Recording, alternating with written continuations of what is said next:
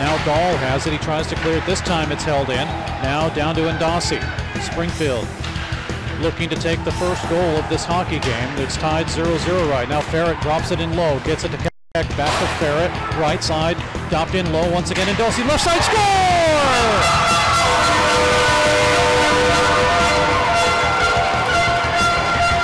Arcos Ngeti gets the goal. Pops it in from the left side. Springfield on the power play. Sokov lets it go to Arkip Lendikov. Now behind the net to Philemon Lendikov. Line change. Hockey game. And live from Mediacom Ice Park and the Stan Melton Ice Arena, it is Game 3 between the Springfield Express and the Wichita Junior Thunder. Hello everybody, Steve Casson along with Gabe Daniels and John Cook doing camera work as the Springfield Express take the first two hockey games. The first score 20-2, yesterday 17-2, and in yesterday's game, Springfield with Vigard Ferret getting 5 goals and 2 assists. Philemon Lendikov 4 goals and 1 assist. A couple of goals from Stefan Doring. Matthew Smishek gets a couple. Akos Ngeti with a goal and 4 assists for him. Doring, by the way, with his 2 goals and 6 assists. And Springfield with a couple of solo goals. And for Wichita, Tyler Inlow with 1 and Braden Thomas also with 1. But the key for Wichita is they get a couple of their guys back after Game 1, in which, started out a little bit too heated, and John LeBar and John Tucker and Gabe, obviously those two guys, heavy hitters and tempers flared and what have you, but who knows what kind of a game we're going to see today, especially since it's the final game of the season for Wichita. Well, for Wichita, I'd say just go out there, have fun, and at least try to keep it clean, because if Springfield does anything and gets suspensions, then that's players they don't have for Game 1 against OKC. Springfield will start in nets once again. Brandon Court. Court this season in 10 games, he's 4-0 with a 1.45 goals against average and a .928 save percentage. But again, it's just 10 games, that is, and he's only given up 7 goals. He's been in relief most of the time, or in a third game where the Express, I don't want to say that they knew that they could win that game, but at the same time, he was put in situations where the games were a little bit easier than, let's say, if you played Oklahoma City or El Paso or something to that effect. So he'll be in nets once again. Court did start Game 1, which he took the win on that. And once again, the only goaltender that Wichita has right now, Austin Tilton, 44 games. He's 3-21 with a 9.39 goals against average and an .830 save percentage. He's seen most of the action here for the Wichita Junior Thunder.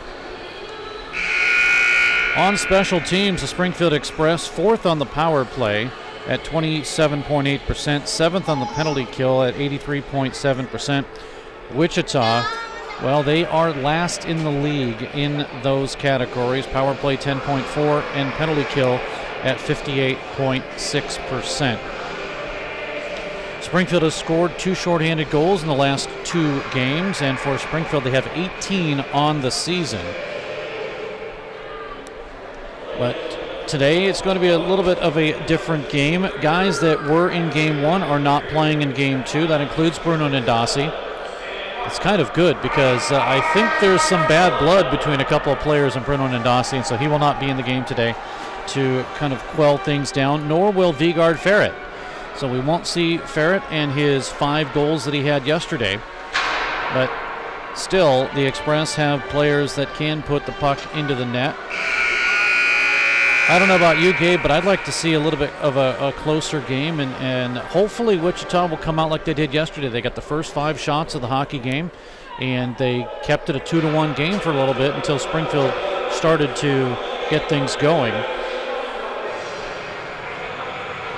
As the Express make their way out of the ice, no train horn.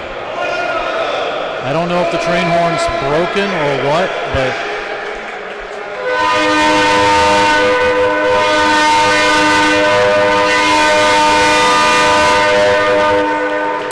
go. Now we have a train horn. So apparently it is not broken.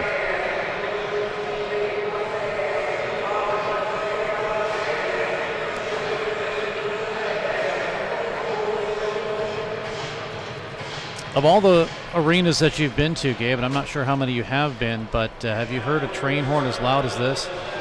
No, I have not. Of course, this is also the only other arena I've been to besides the Wichita Ice Center. Let's join Kevin Thurl for the introduction of the Wichita Junior Thunder. Starting at a forward, number 21, Keegan Barker. Starting at a forward, number 47, Brett Cameron. Starting on defense, number 55, John Labar. Starting on defense, number 65, John Tucker.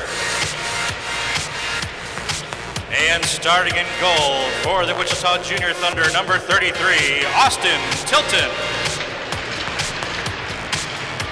The Wichita Junior Thunder are coached by Mr. Rob Weingartner.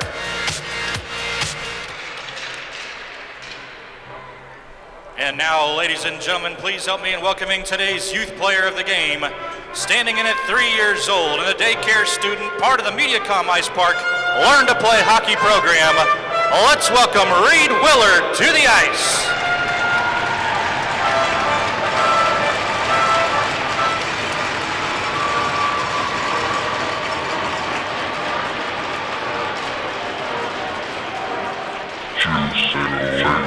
And now, ladies and gentlemen, get on your feet and make some noise.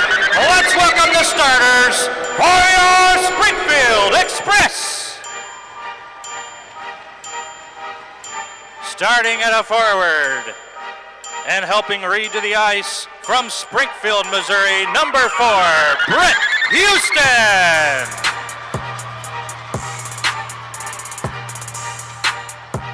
Starting at a forward from the United States, number 19, Hunter Mason.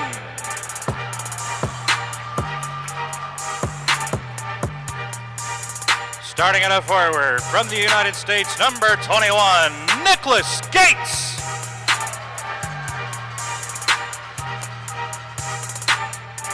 Starting on defense from the Czech Republic, number 9, Andre Chirny. Starting on defense and also from the Czech Republic, number 11, Dominik Sedlacek. And starting in goal for your Springfield Express, number 30, Brandon Court.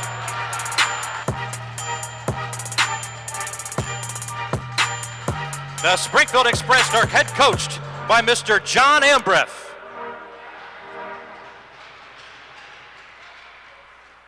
And now, ladies and gentlemen, please remain standing. And gentlemen, please remove your caps for this afternoon's presentation of the National Anthem.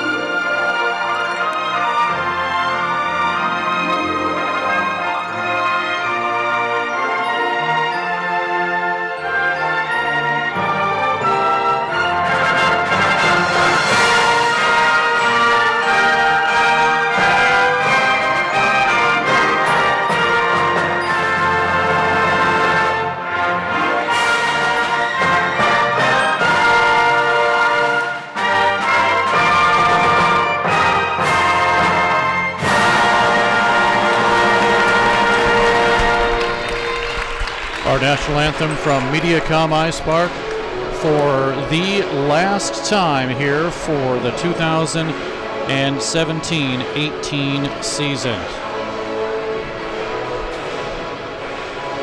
Both teams getting ready. Fresh 20 minutes on the clock.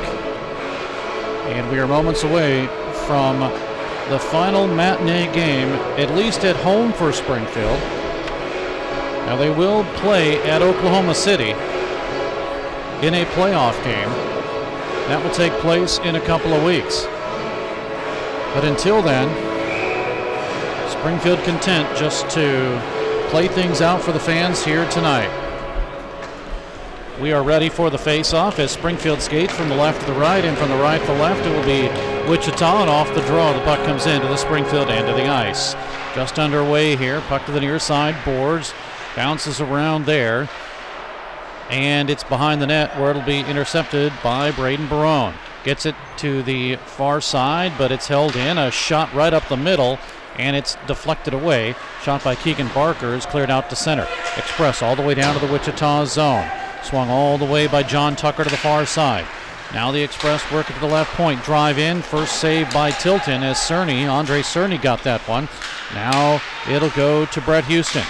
Houston waits. He shoots. Tipped in front. Save. Rebound as Mason was right on the doorstep. And it was able to be held on to by Tilton. 19-16 to go in the period. And so far, it's been Springfield after they got it out of their own zone. Kind of like what happened in Game 1, Gabe.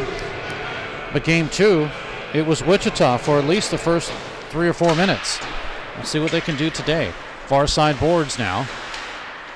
Back behind to Gustav Ekstrand. We'll replay his interview coming up at the first period intermission. Ekstrand cross-ice pass, drive as Anderson got the shot. Oscar did. And a save by Tilton. Up the middle once again. Intercepted by Wichita, and Braden Thomas gets it out to center. Express cut off, but now here comes Ian Herman across the line. Right side, Herman, and nice play. Breaking it up was Corey Steinbarger, and Springfield will set things up. Back in their own zone. 18:40 remaining in the period. Aldenberg gets it out to center. Steinbarger lets it go. Thomas flips it in. And the official says it's good, no icing. Referee Mike McCreary, linesman Chip Excel, and Mark Marzola. Anderson, after he gets hit off the play, here's Akos Sengeti, drive in, save, Tilton, rebound, and it's taken by Hunter Littman. Gives it over to the left side to David Zaricki. He gets a shot in, it sails wide, now the Express will have it. 5 shots already for Springfield here in this first period. Here come the Express again. Down the right side, Josef Soderling, left side, drive, and a save by Tilton, and he's been coming up big as Akos Sengeti shakes his head and says, what do I have to do to get it past this goaltender? I don't know, did Tilton have a good night's sleep yesterday? He is playing very well right now. I'm not sure. I just think he's trying to get out there and get one last win on the season. He has 3 this season. Puck off the draw behind the net, and the Express with Stefan Doring. Drops it down in low. Up the middle, Matthew Smishek. Drive in, it's blocked. Goes to the near side. Sent down again by Sengeti. Off the right side, Sengeti with an opportunity, and it's blocked from Smishek. And heard some kind of a whistle. I don't know if somebody's yelling or something, but play continues. Picked up by John Labar. He gets it out to center. And the Express will reset with Josef Soderling. 17:25 to go in the period. Puck cleared back down into the Wichita end of the ice, where it will be backhanded into the corner by Barker. Out to center. And the Express back in their own zone. Wichita with a line change. Quick pass. It's broken up, and Philemon Lendikov is offside, so as he resets, it's Wichita with possession. Back into the Springfield end. This is no icing, so another line change for Wichita. 16:51 to go in the period. Express race of 4-on-3 into the zone. Now everyone catches up, and it's Arkip Lendikov. He gets a partially fanned-on shot behind the net to Philemon Lendikov. Philemon with the Russian line on now. Up the middle, broken up as Dominik Sedlacek had it. Taken away, though, by Schulteis. Now we come in with a drive, saved by Court. His first opportunity to make a save, and he handles it well. Puck cleared out to center. Another line change for Wichita. Back in the Springfield end. Shots are 6-1 in favor of the Express. Lead pass to Nikita Sokov. Kicks it ahead. Arkip Lendikov had it taken away. In-low chases, but the Express will have possession. Now to Nikita Sokov. He's 1-on-3. Backhander in and a save by Tilton. Rebound behind the net. Express work with it again. 15:49 to go in the period. Up the middle, loose. Here's Tyler Kupka with a drive and a save by Tilton. Tilton staying strong this period. I'm not sure how long he can go on. That's the thing. He has some kind of energy going on right now. But you can't be defensive all the time. You have to hope that your team does something. We get a false face-off. So we'll do it again. But in most of these games, you cannot fault him at all. He's doing what he needs to do and what he can do, but he just doesn't have the right personnel. O'Reilly in with Springfield's Nicholas Gates. And it's won by Wichita. Flipped out to center. Here might be a break. A drive in off of the shot of Quinn O'Reilly is blockered into the corner off the shoulder of court. Near side boards. Flipped out at the line, and here come the Express. Into the zone. Falling down is Brett Houston. One of 2 Springfield products. The other one is goaltender Chad Purdy. Both here from Springfield. Played for the Springfield Spirit, a local youth travel team that will be honored at the first period intermission today. 14:55 to go in the period. Shots now 8-2 in favor of Springfield. And it's the Express with Hunter Mason. Avoids a check. Going to the box after that check was Braden Thomas. Springfield. They finish their line change. Now they bring it across the line. Here is Anderson. He gets taken out of the play. A good defensive play there by Altenberg. Behind the net. Working it is Ekstrand. Top of the left circle. Up the middle. Broken up. Ekstrand with it. Still for the Express. Looking for someone to pass to. He gets it to Herman with a drive, and it gets deflected. Altenberg with some good stick work there. Up and out of play. 14:09 to go in the period. And still no score.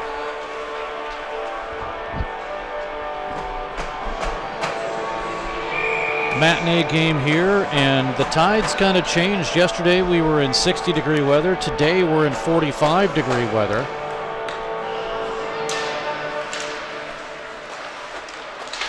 Express win the draw again. Good look, but Zariki unable to get it. As it's cleared out to center. Polito with it. Now gives it to Senghetti offside, as coming in just a little too soon with Stefan Doring. Yelling at the linesman Mark Marzola. Well, not really yelling, just looking at him and saying, hey, I'm not that quick.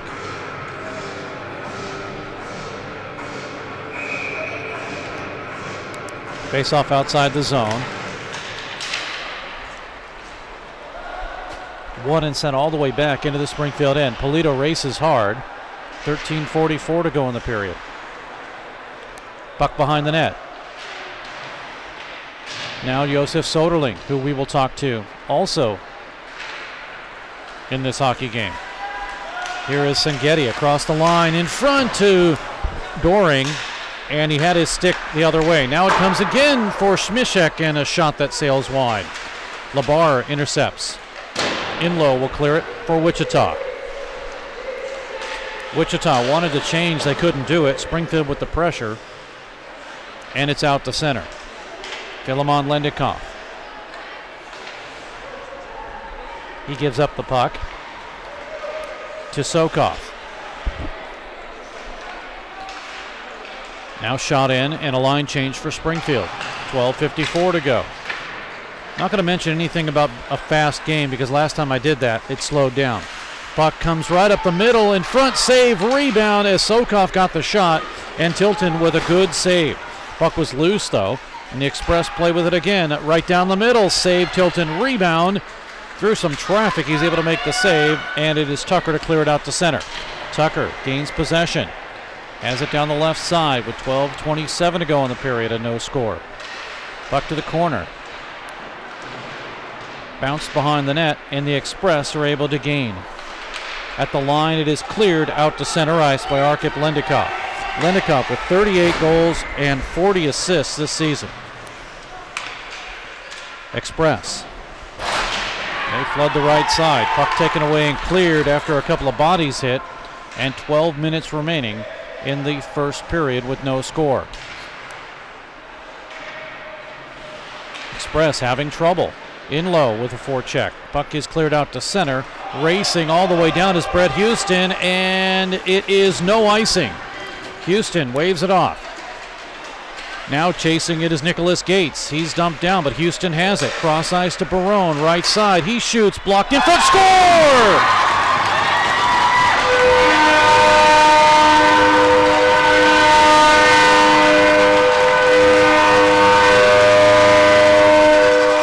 It hit something on the way in, and Springfield takes the lead.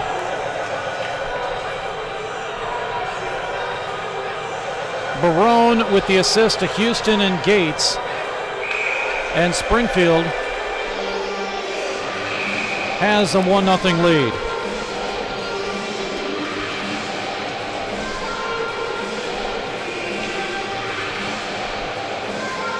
That's his second goal of the season.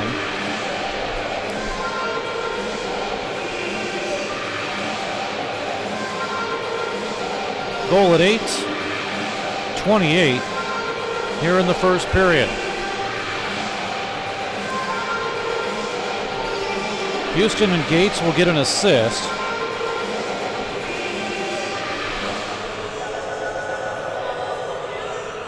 See if we can look at that one again and see. It may have gone off the defenseman, but if they give assists, but we'll catch the call here from public address announcer Kevin Thurrow, as Braden Barone has given the Express a 1-0 lead.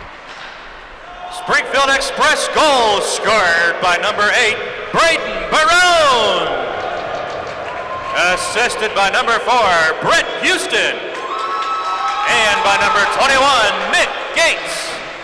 Time of the goal at 8:28 of the first period, scored by number 8, assisted by number 4 and number 21. So that line in on the first goal of the game. Meanwhile, puck is cleared all the way down, and the Express will set things up. On their 11th shot of the game, it's 1-0. Line change for Springfield. Puck to Gustav Ekstrand. Has it stripped and taken away by Littman, and it's cleared all the way down. No icing. Polito racing again. Littman with forechecking there. Express cough up the puck. Littman trying to get a pass at the Cameron, but it's intercepted. Ekstrand across the line. Return pass now in front to Anderson. He shoots. Save Tillman. Springfield with another odd man rush, and Tillman coming up big there. 1-0 in favor of Springfield.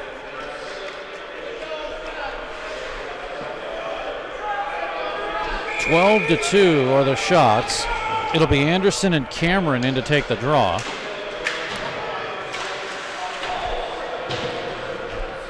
(10:05) remaining in the period.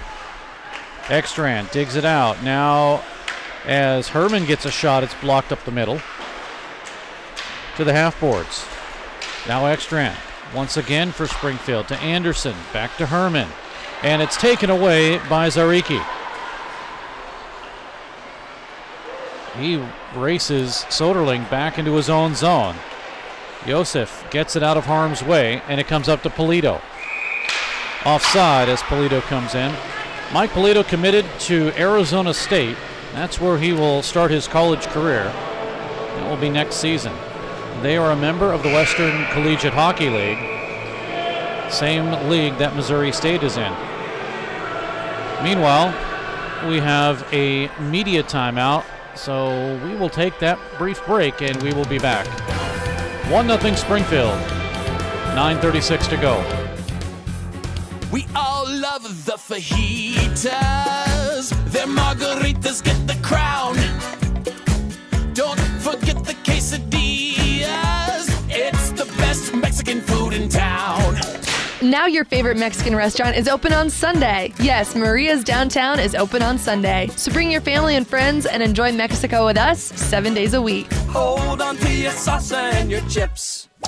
Maria's on South Avenue in downtown Springfield. Back to MediaCom Ice Park, Steve Cass and Gabe Daniels. John Cook on camera. Fans having fun for the final time here of 2017-18, at least at home. Final home game of the season. Play is underway, and the Express with possession. Andre Cerny, tipped in by Smishek. Tilton stops it there. Almost coughed up the puck. Stefan Doring seems to be all over the place in today's game. Now to Smishek behind the net. Smishek working the puck to the left side. Now a shot in, blocker by Tillman. Smishek is there, so is Keegan Barker for Wichita. Barker keeps it in play, but it squirts free.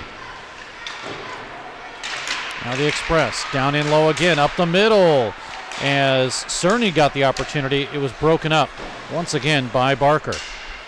Now Doring with it. 8:44 to go in the game, in the period that is. Here's a drive in, Smishek scores.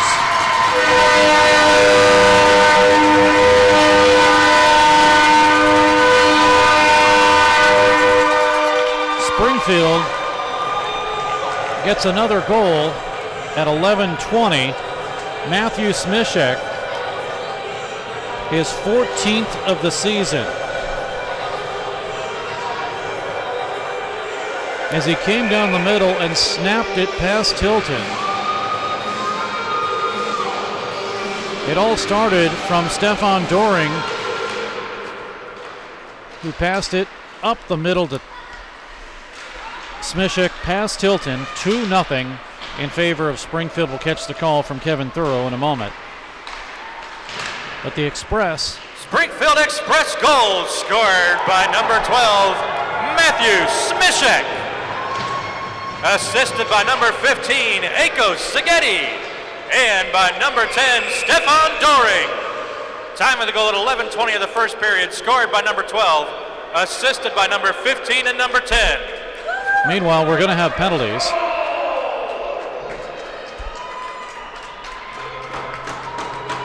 And Philemon Lendikov checking from behind.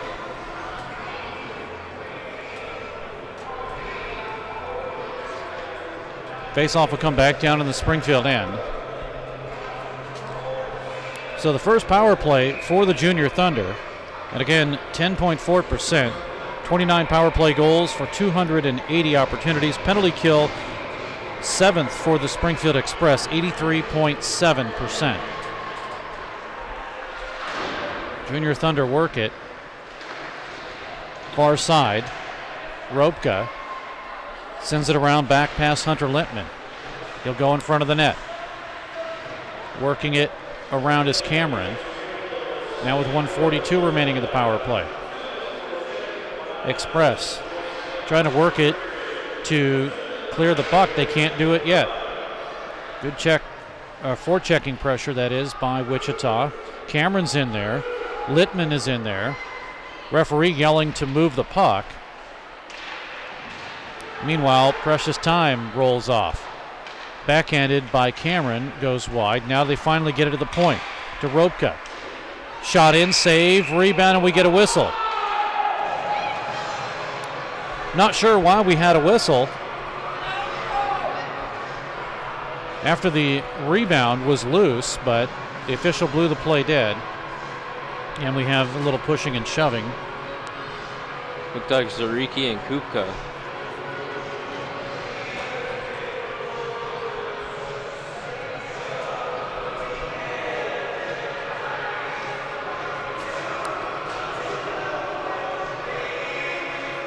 So we'll do it all again.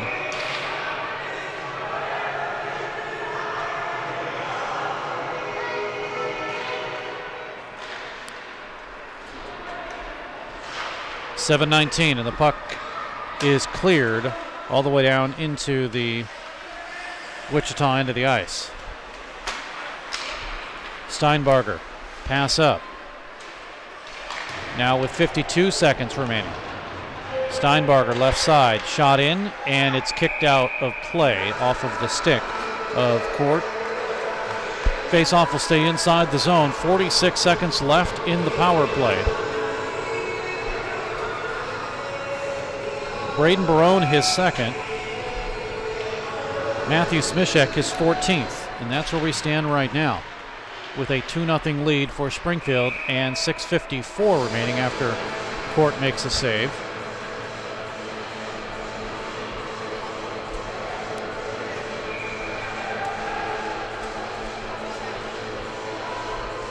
Shots 15-5 in favor of Springfield. The good thing is for Wichita, it's still a 2-0 game. This game is still well within reach, unlike the last couple of days. Now as the puck flips up, O'Reilly not able to get it. It is cleared. Steinbarger back of his own net, now with 22 seconds remaining. Ekstrand steals the puck, comes up the middle, score! As they gave it over to Oscar Anderson. That is the third straight shorthanded goal in 3 games for the Springfield Express. And Anderson will get his 13th goal of the season.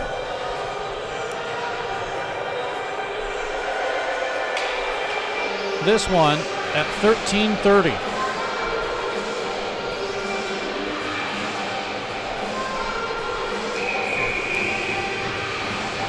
It started by Ekstrand stealing the puck in the corner and was finished off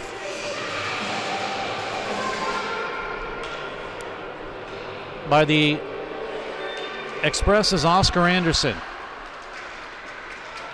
3-0 the Express as we go back to live action. Play is still in the Springfield zone. Power play is now over, but the Express get a goal. There's a big hit by LeBar there. Short-handed by number 18, Oscar Anderson.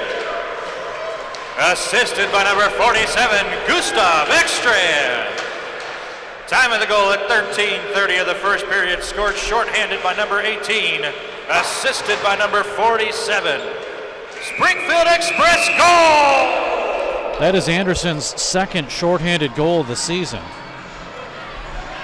And now we get a whistle. Polito getting tangled up with O'Reilly. And everyone separates. Barone is second at 8:28, 11:20. Smishek is 14th, 13:30. Shorthanded Anderson, his 13th and second shorthanded goal of the season. Cameron to win it, but the Express control. Shots are 17-5 in favor of Springfield. Now Senghetti across the line. Drops it back. Andre Cerny. He's checked hard by Cameron. Still battling for it, and Cameron digs it out. Now Cerny pushes him along the goal line near side. Doring with it. Doring cross ice, gets it to Smishek. Drive in, save, rebound loose. Cerny with a shot, and Tillman makes the save on that. Puck is cleared out to center. Here come the Express across the line. Cerny with a drop back pass to Doring. Now a blast in by Smishek, and Tilton is able to blocker that one aside. Sedlacek as the Express change one on this series.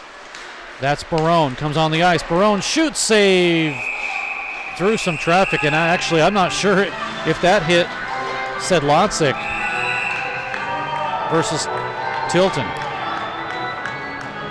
Get some pushing and shoving now.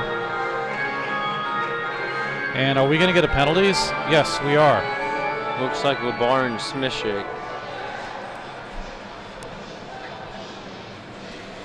Smishek will go, Labar goes. So we'll skate 4-on-4. Labar gets roughing. Smishek gets roughing.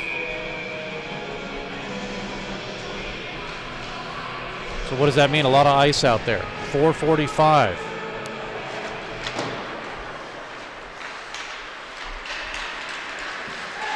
Springfield steals the puck, but it is managed to come out to Hunter Littman. He has it right side with some room. He shoots into the corner. Near side, cleared out to center. Underneath Sokoff, and the Express will set it back up.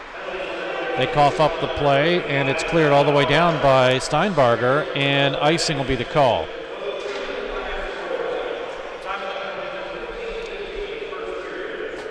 .135 left in the Coincidental Miners. 4:19 to go in the period. Face off to the right of Tilton. Won and held along the line, but finally it's out to center. And Philemon Lendikoff will set things up out of his own zone. Good pressure there by Littman. Now Arkip connects with Sokoff off of his stick, and Altenberg is able to clear it out. Express bring it right back in with 1:06 to go in the Coincidental Miners. Express will have 2 weeks off, and then they will go to Oklahoma City, where they will play a couple of games. It's the best of 3, so if you're Springfield, you hope it's just a couple of games, you win it in 2. Now the Express with a pass up the middle. Altenberg intercepts.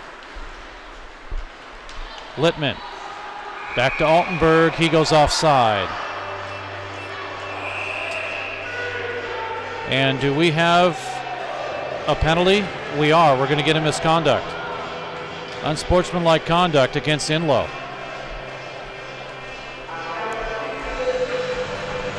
First power play for the Express.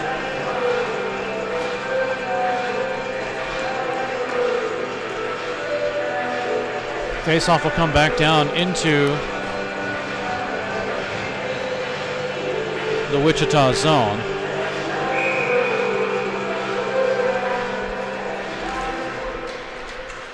So the Express go on the power play. Mason, after the win, shot in and save Tilton. Express work at high slot. Soderling tipped in front, save Tilton. What a big save there, as it was tipped in front and Tilton was able to hold on to it. 3:10 to go in the period. And plenty of ice out there. It's a 4-on-3. For 25 more seconds, then both players will come back. That's Smishek and Labar.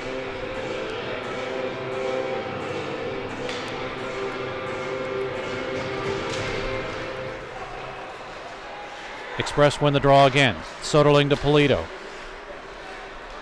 Polito right side. Now Mason. Soderling works it left side to Polito. High slot, right side drive, save. Soderling again. He gets a shot off that's tipped. Goes up over the net. Springfield now in 4 seconds. It'll be a 5-on-4. So the ice will get a little bit tougher. Coming out of the box is Labar, and he's able to intercept. Now 1:13 remaining in the power play. Down in low. Soderling working, looking for somebody. Labar with a check. Goes to the left side to Ekstrand. Gustav.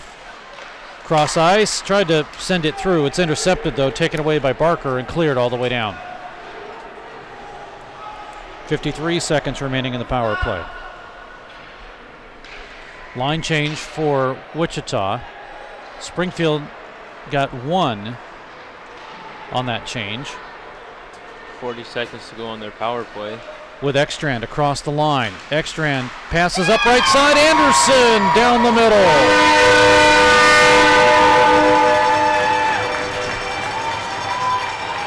14th goal for Anderson, And he does not have an even strength goal in this game. He has a shorthanded goal and a power play goal. And Springfield at 18:02 have a 4-0 lead. Ekstrand will get an assist.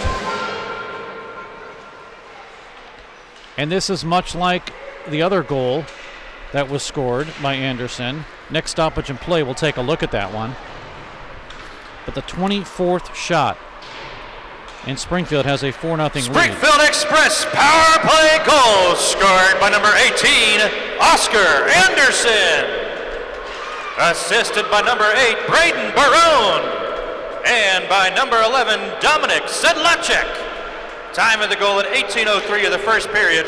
Scored on the power play by number 18, assisted by number 8 and number 11. Springfield Express goal! Well, we are definitely going to have to figure that one out because I don't think any of those touched the puck. Meanwhile, we have a man down. That's Cameron.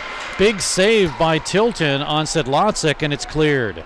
And Cameron is crawling over to the bench. Gabe, I didn't see what happened on that. It looks like he blocked a shot. He is not at all putting weight on his left foot.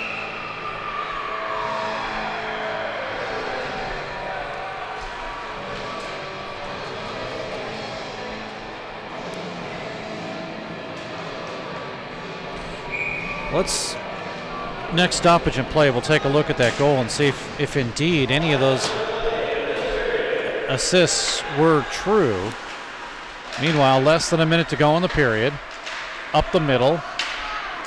Working it in the corner is Sedlacek, and it is cleared out to center. Just about 40 minutes, seconds, left to go in the period.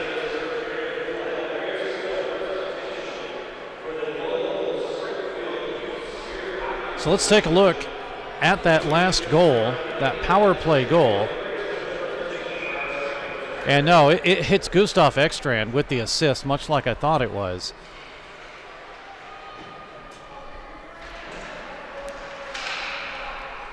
So that should be updated. And a shot from the point by LeBarc is deflected up front and goes out of play.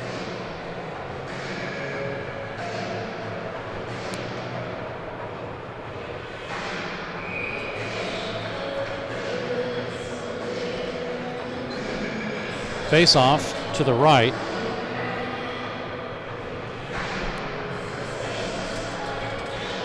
Of Springfield goaltender Brandon Court. And off the draw, the Express race out of the zone, left to right. Across the line, now with 31 seconds. A backhander by Smishek is held on to by Tilton.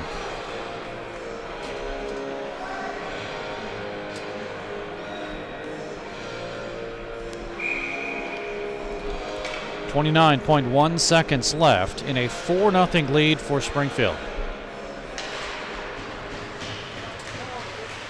Off the draw, Lendikov, Arkip with a bouncing puck. In low, is able to kick it down in low at the half boards. Now Philemon waiting for it. Sokov in front and a save, Tilton. As Philemon Lendikov was waiting for Sokov to get the shot off, and finally he did. But Tilton was able to hold on to that. 13 seconds remaining in the period. Again, we'll replay the interview with Gustav Ekstrand and then have a second period interview with the Express's Josef Soderling. 5 seconds remaining. Here's Arkip. He shoots, he scores!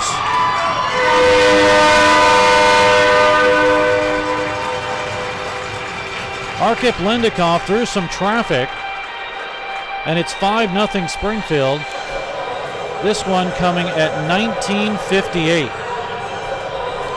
Lendikov, goal number 39.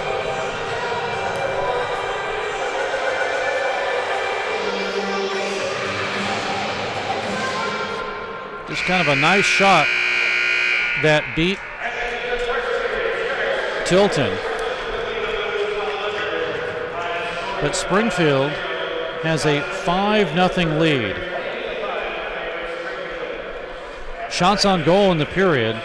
Tilton faces 28 Express shots. Brendan Court faces 5 Junior Thunder shots. Power plays, Springfield's 1 for 1. Junior Thunder are 0 for 1.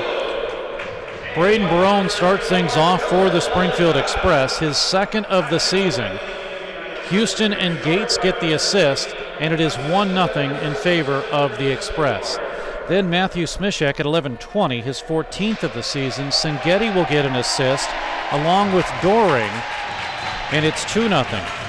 Then a shorthanded goal by Oscar Anderson as Gustav Ekstrand steals the puck. Anderson comes down the middle, and Springfield, with the shorthanded goal, have a 3-0 lead.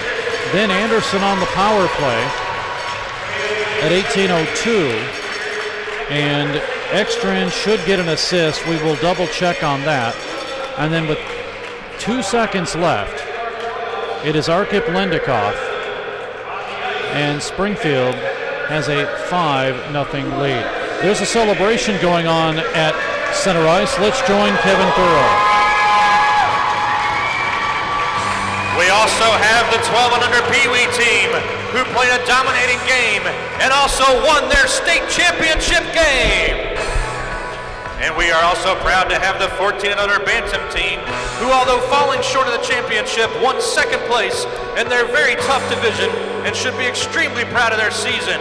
Ladies and gentlemen, everyone give a hand to the Springfield Spirit with the Squirt and Pee Wee teams state champions and the Bantam team second place in the state playoffs.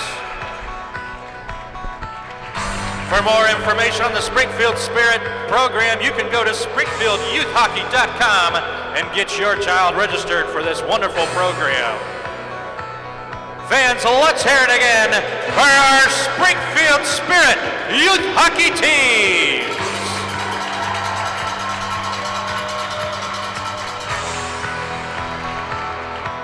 And as I mentioned before, 2 players that played on the Spirit and are now on the Springfield Express, Brett Houston and goaltender Chad Purdy.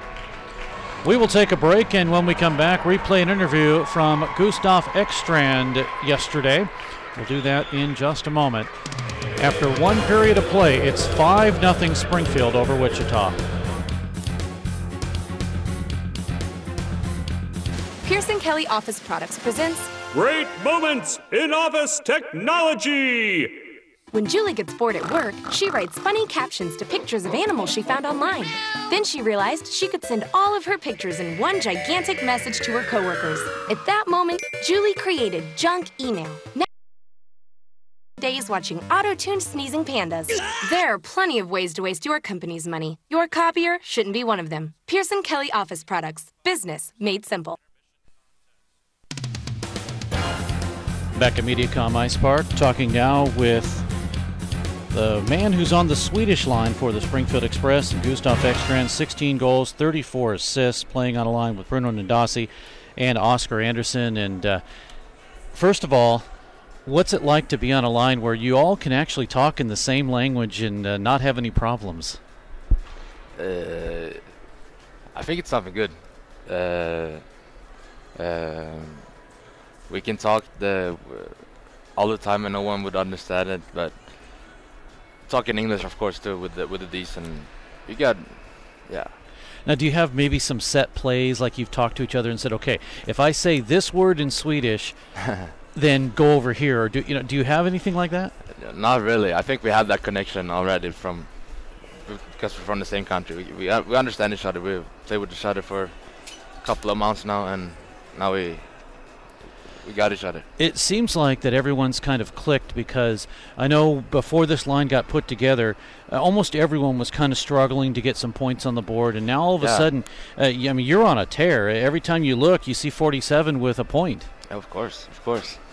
No, it took some time to get into the system, and of course we're kind of spread out in the beginning over the lines, and now we're in the right place together. Playing good hockey, and it works. And, of course, with Bruno Nadasi didn't play yesterday, so Matthew Smisek's up on the line, and you still kind of haven't slowed down. We have a good system and it works, and of course Bruno is a good player and we need him in our line, and but Smisek did also very good. Now, of course, all of you from Sweden, have you had a chance before this season to play with each other at all? Actually, I started hockey when I was probably like this tall, like 6 years old. I started play hockey with Bruno. But then I went to another team and he stayed. And then we met each other later in our careers when we were like 16, 15 years old, I think.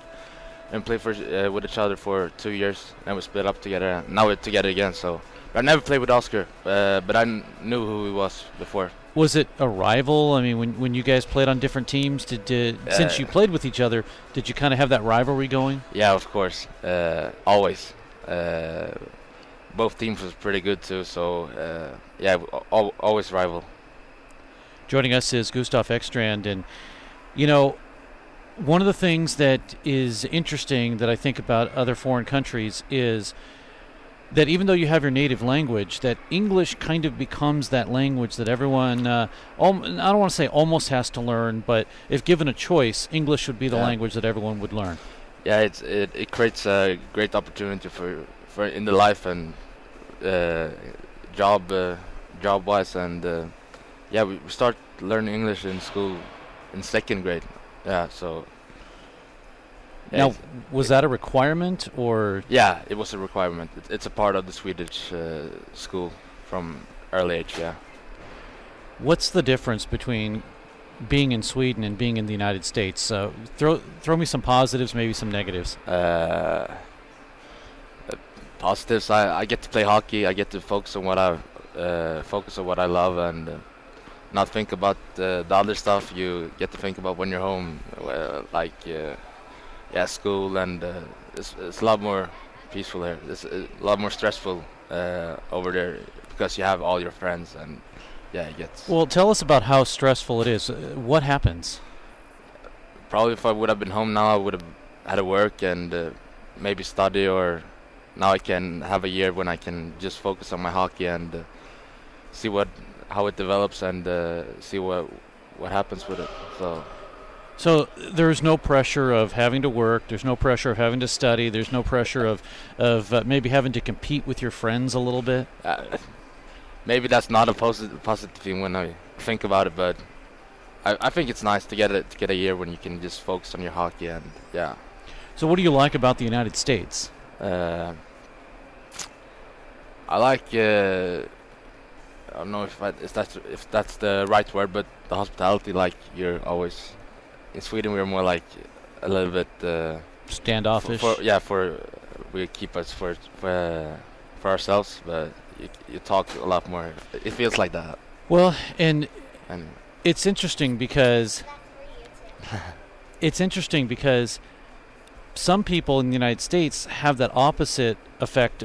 They think that Swedes are nicer. Really? And what I mean by nicer is, there can be some really crazy people in the United States, and you go to another country and they realize you're not from this country, and if you're nice to them, they're nice to you. So sometimes Americans have the opposite feeling, but I can understand that, because I've also been told that especially you see some of those YouTube videos, that there are some crazy people in Sweden too. Yeah, of course. They're crazy people all over the world. Yeah. Well, that's true too. So you said growing up, since you're a little tyke, you grew up and you played hockey. Is that the main sport in Sweden? I think so. It's the sport where we're the best, I think, right now. But soccer is also very big. Skiing and yeah. You know, that now that you mentioned soccer, I do remember as a sports reporter a few years ago, I did a report on a girl that went over there and to go play soccer. She was a goaltender in Sweden, and she talked about how nice people were and how they were really appreciative of athletes. And then there was also a holiday, and I can't remember exactly the name of it, but it is a holiday where I think you have ribbons and you wrap it around a pole, I don't know the name of the holiday, but she was talking about doing that. Oh yeah. I don't know I don't know if it's there any English word for it, but no, I don't think so. But yeah, it's a nice holiday. What kind of holidays do they have? In Sweden, we have. I think we have almost similar as you guys have. We have something similar to spring break and Easter. We have Christmas and summer, so we have nice holidays. Gustav Ekstrand is joining us, forward for the Springfield Express. And as I mentioned, on a line with Bruno Dendasi and Oscar Anderson. I don't know if you knew it, but Oscar Anderson is the only Oscar in this league. Really? Yeah, there are no other Oscars. And you would think with the Swedes in there that there would be. But it's a pretty common name in Sweden, actually, yeah. Now, another thing I heard about Sweden and Swedish people is that it's a lot easier to live in that the country supports a lot of the programs and the things that you need, like school is free and health care. And is that... But of course, yeah. I think it has to do with that we pay a little bit more taxes than what you guys do at the moment. Is that good or bad? I live in Sweden. I like it. I think it's better, that kind of system. But I have no problem with what USA and how they do. Now, of course, Sweden is a smaller country compared to the United States. Yeah. So when I use this term, everybody knows your business. If you're on a hockey team and it wins a championship, everyone knows it, right? Yeah, of course. Yeah, that's cool. You meant in Sweden or here? In Sweden. Yeah, of course. It's a lot of, in Stockholm we almost know everyone, but it's not that small. It's bigger than you think. I think so, at least. Yeah. Now, I mentioned to Bruno, and he said that he doesn't live exactly in the downtown city of Stockholm. He lives just on the outside. But where do you live as far as that I relation? live pretty close to Bruno, actually. We have like probably 5 to 10 minutes by car from each other. We live, and we have like 20 minutes into downtown and the city, the heart of the city. Yeah. So yeah, it's nice. Gustav Ekstrand joining us, and talk about the transportation situation. Do they have rails and taxis, and how do you get in? We have subway, buses, very good. Like we have very good buses and subways. I actually missed that when I came here. No buses, almost, and no subways. Yeah. Yeah, so everyone has to drive everywhere. Yeah, of course. Yeah, that's tough. Yeah, that's the thing with America. Well, let's talk about the weather. Now, the first thing that everyone thinks about is it's always cold, there's snow, it's horrible. Why would people live there? Yeah. But there's some nice months too, right? Yeah, of course. Now when you said it, it's actually like a record cold in Sweden right now. It's the coldest winter in many years, but we have the summer, and it's like probably around 70 Fahrenheit every day. That's always nice. Yeah, that's nice. I don't complain. Next time I go to Sweden, I'm going in the summertime. Yeah, you should. I went to Europe. I went to Germany, Austria, Switzerland, France, and some nice countries. Oh, very nice. All in the same trip? Yes, all on the same trip. We went on a hockey tournament out there, but it was in wintertime. Oh, really? Yeah. And it was so cold. I can imagine, yeah. And we played in an outdoor rink. Oof. And it was up in Yverdon-les-Bains in Switzerland. Really? And it was so cold. But I had thermals on and everything, so I didn't feel too cold. Yeah. Now, I was broadcasting, so I wasn't out there playing. But for the guys that were playing, it was great because it didn't feel that cold. But for someone who's just standing there, and we watched all the people, and it's interesting how people, they dress up, they have their coffee or their hot chocolate, and they're good. They can watch a game all day. Yeah, of course. That's nice. Did you ever play outdoors? It's not very common. I played outdoor once or twice when I was younger. But I think all the rings in Stockholm now is inside rings. Yeah.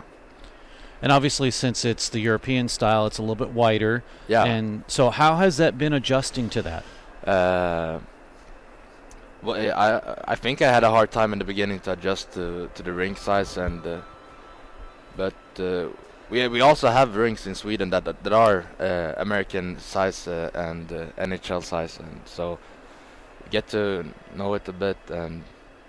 But it took a bit to adjust to the rink size, but now you're into it. So Gustav Ekstrand is joining us. One final question: do you have a favorite National Hockey League team?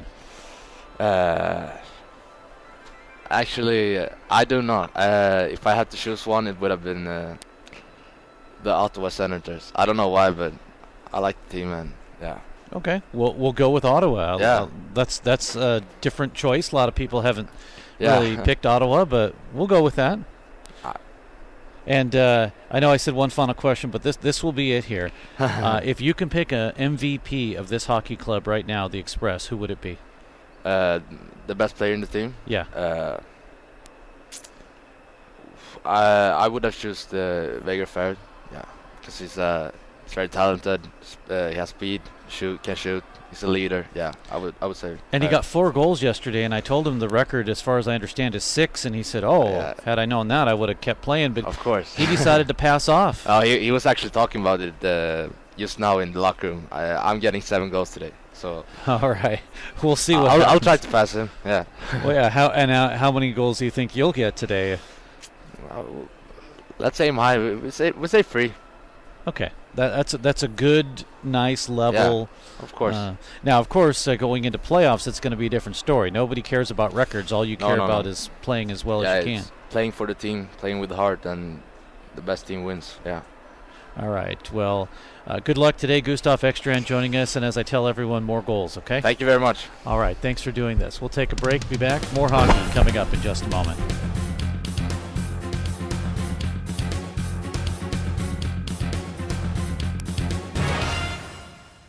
Hi, my name's Scott Morris. I own Falstaff's Local. It's the new hockey bar in town. You're missing out if you don't come and watch some Blues games down here. You'll also be able to hear the sound of all the games. And we're located between the Hers building and the movie theater on Park Central West. We have a limited but great menu. We're open for lunch. We are the hockey bar, so come and watch all the hockey games. We're going to cover MSU Ice Bears, the Springfield Express, and we may have some big-time NHL players show up. We are installing a train whistle down here. I think we're the only ones in town that are daring to do that. Please come and see us at Falstaff's The Hockey Bar. Thanks a lot. I will see you soon. We all love the fajitas. Their margaritas get the crown. Don't forget the quesadillas. It's the best Mexican food in town.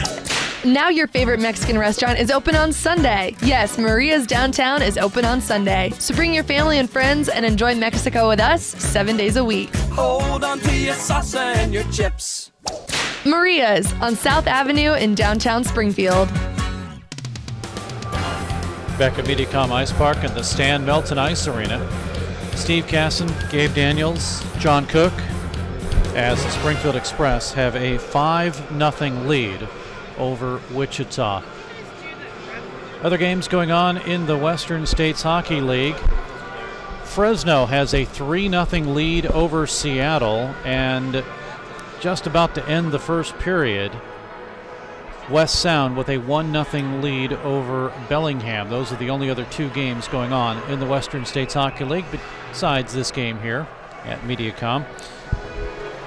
2 goals by Oscar Anderson, a power play and a shorthanded affair. Matthew Smishek, Braden Barone, and Arkip Lendikov. And that is a 5-0 lead for the Springfield Express. Gabe, obviously kind of tough, but you still have to be impressed with your goaltender. Yes, he's always been facing an enormous amount of shots, and he's done pretty well to keep his team in as little of a hole as they can.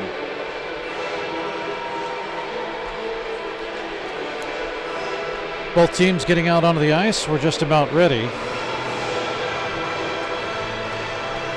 for the second period of play.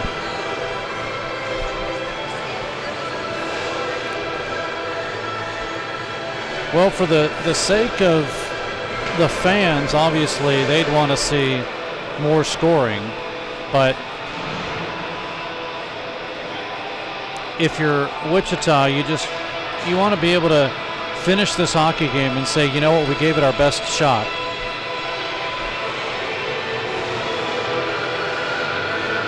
Springfield skates from the right to the left, Wichita from the left to the right. It looks like we're going to have a fight. We are. Tucker and Polito. There, as soon as the face-off drops, so here's Polito and Tucker. Polito with a right, Tucker with a right, Polito with another right, and Polito puts Tucker on the ice. And as quick as it starts, it ends.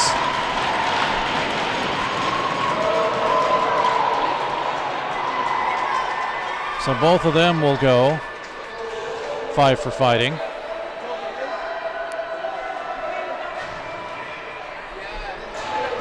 Just 3 seconds into this period.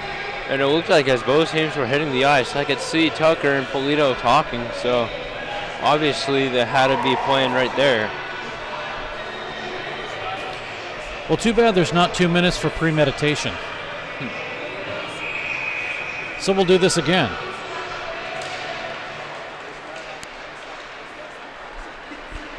So we'll get the penalties announced here in just a second, but meanwhile, play comes in the Wichita zone. It's held by Cerny. Penalties on the play to the Springfield Express, number 67, Mike Polito. To Wichita, number 65, John Tucker. Both 5-minute majors for fighting at the 3-second mark of the second period. Both 5-minute majors for fighting. So with those 5 minutes, it's 3 penalties each for 9, and getting knocked down is LaBar, but he's back up. He'll skate away. 1926, so we're not even 30 seconds into this period. We've already had 2 penalties, a knockdown, a shot, and now a face-off.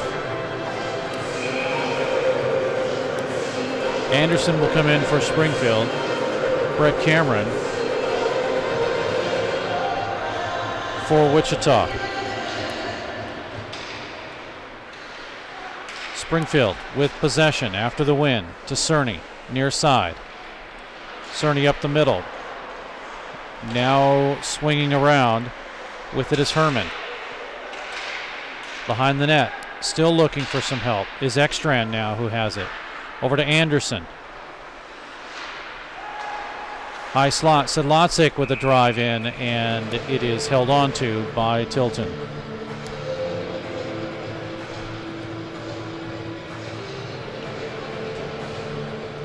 .29 shots. I think that's the 30th if they put it up on the scoreboard.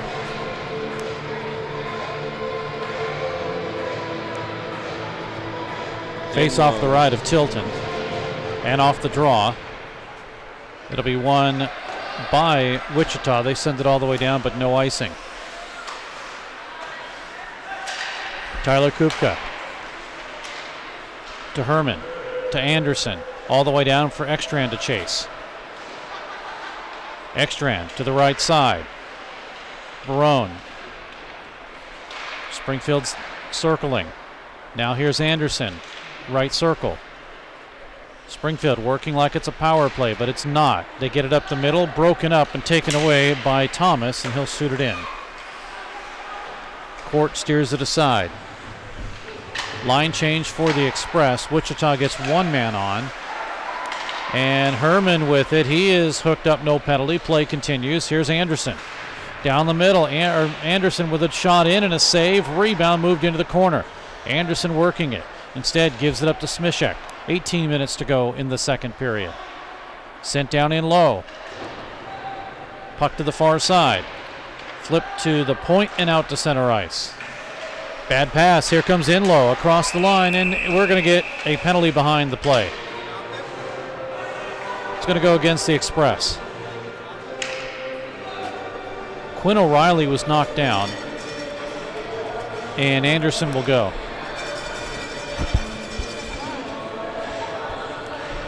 Second power play for the Junior Thunder.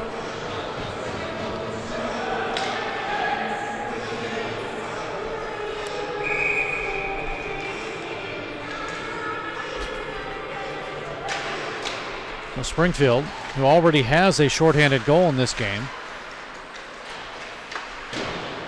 will work it again. In front of the Springfield bench.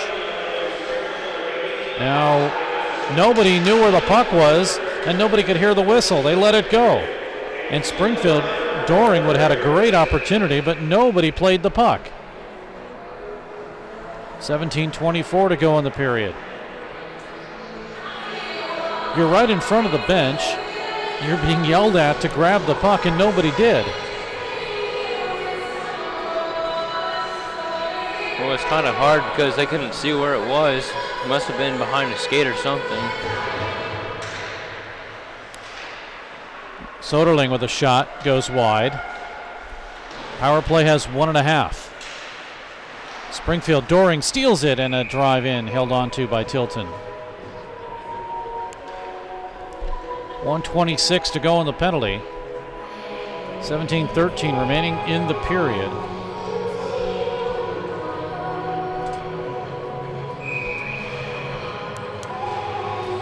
Line change for Wichita.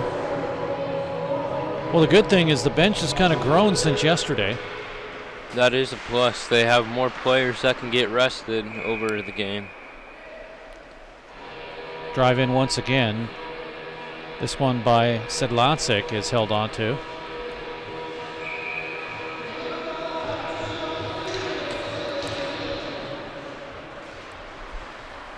Another face-off is won, and Wichita out of their own zone. O'Reilly falls over Soderling. Play continues. Now comes right in, save, Court, rebound, loose, and it's through the pads of Court, but he's able to hold on to it.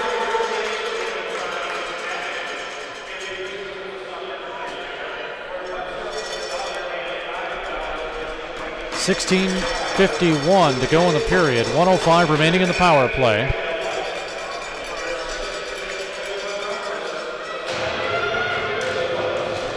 And off the draw, it's Steinbarger down the middle, blocker save. As Court made the save through some traffic. Puck cleared out to center. Express lead Philemon Lendikoff. He's one-on-one. He shoots, save, rebound. Moved into the corner now with 50 seconds to go. We come the other way. Left to right, but it is intercepted by the Express. Good play by Kupka. Now here comes Sokoff down the middle. Sokoff shoots, save, rebound, loose. And it is turned the other way by Braden Thomas. Now to Inlow. Left side, broken up by Cerny. A shot in and a blocker save, rebound, and slamming into the boards is Schulteis. He's okay, gets pushed for his efforts. Now here's Wichita, backhanded in, save, rebound. O'Reilly couldn't get to it. Both O'Reilly and Thomas were on the doorstep. Puck is still in play according to the officials. And with 15:48 with the power play expiring, it is now 5-on-5. Lendikoff. Left side, he'll move around, looking for somebody in front. It'll go to Cerny. He shoots, he scores!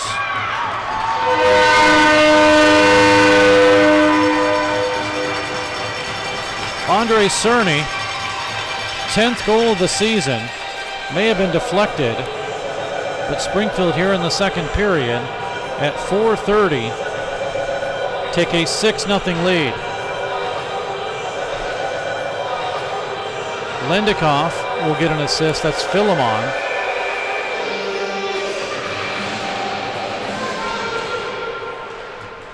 And the Express take a 6-0 advantage. We'll catch the call from Kevin Thurl. Springfield Express goal scored by number 9, Andre Tierney. Assisted by number 74, Philemon Lednikov.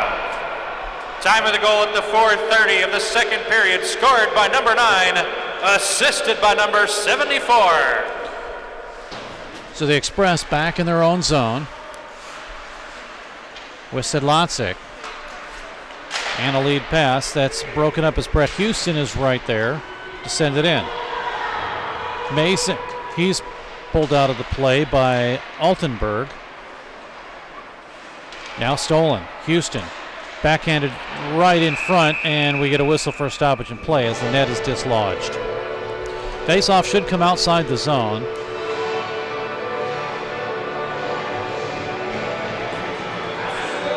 About 14:35 left to go in the period. And Springfield again piling up shots and Tilton trying to stay as strong as possible.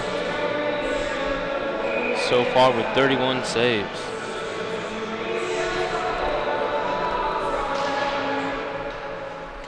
Face off outside the zone. It's won and controlled by Wichita. Littman for the backhand in. That's good. Sariki had it go off of his stick. We come the other way, racing hard. Herman in all alone. Backhander in. What a save by Tilton. Herman racing in, and Tilton stuck with it all the way. Here's Polito. He winds, and Tilton is able to hold on to that one. So Polito is back after his 5 minutes. So is Tucker. So let's see if they get into any other scraps.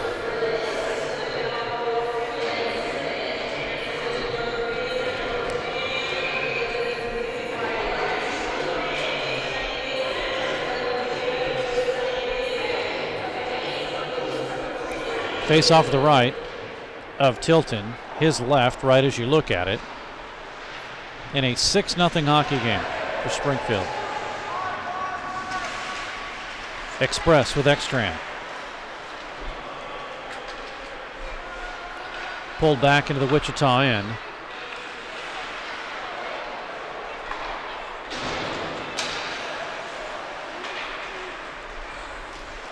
And cleared at the line. Now here's Ekstrand across. Right side. Backhander hit the outside of the pipe. Up the middle again. Off of the stick of Anderson to the point. Polito will hold it in.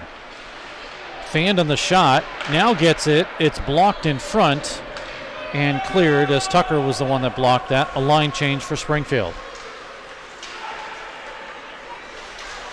In low, steals, backhander in, save, rebound, and Schulteis couldn't get it. We come the other way. Out to center, 2-on-2, and it's offside. Just a little bit too soon for Polito. Oscar Anderson with 2 goals for Springfield. Smishek, Cerny, Barone, Arkip Lindikoff. 6-0.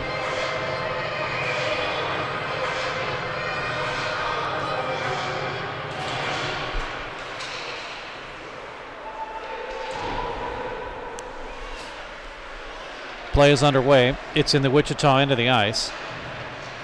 Near side boards. Shots 39-11 in favor of Springfield.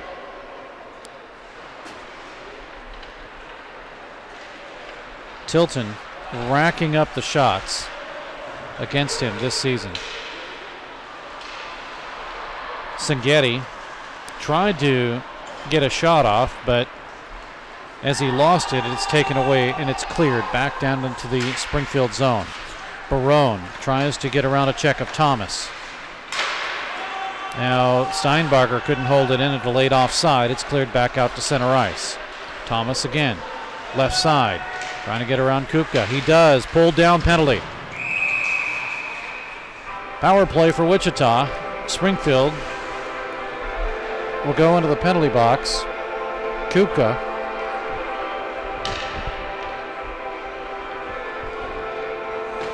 Five penalties, 13 minutes. It's a hooking call.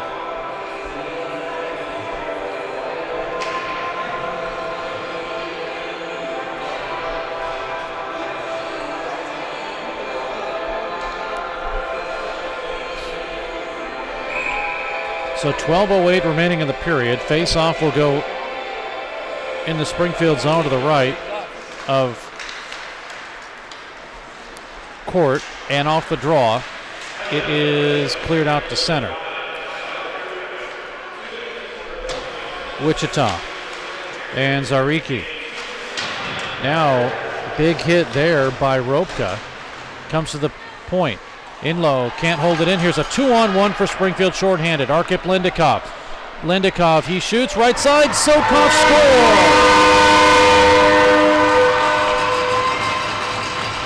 Another shorthanded goal, second of the game. And Springfield has a 7-0 lead. This one at 8:29. Actually make that 8:19 will be the time of the goal. Nikita Sokov with goal number 40. He's moved into the 40 range.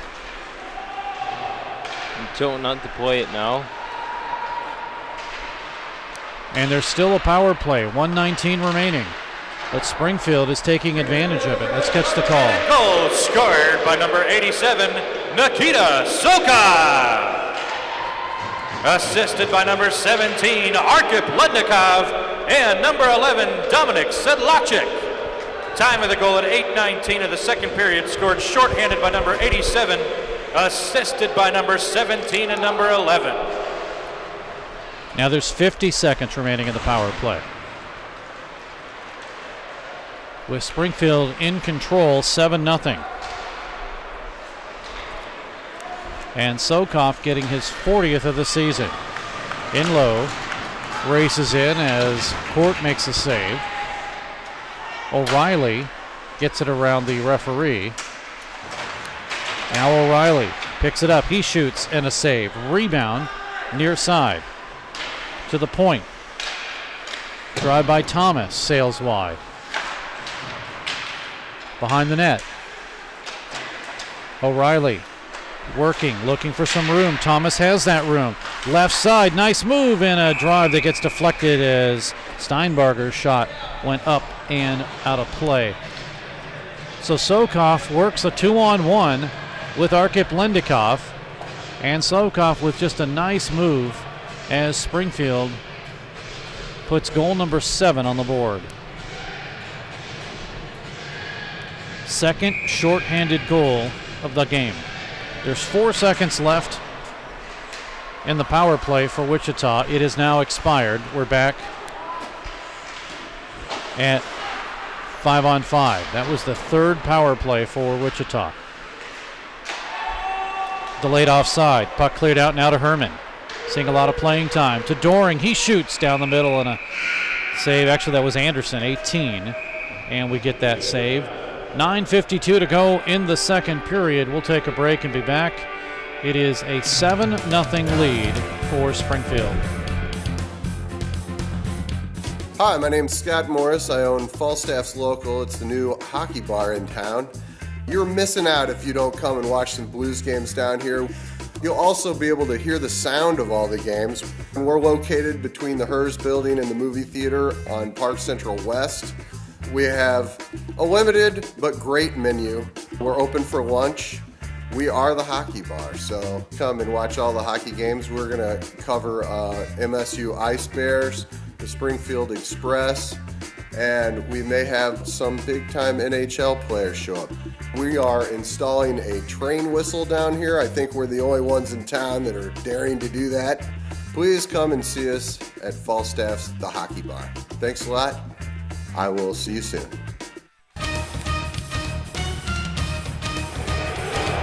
Back at MediaCom Ice Park.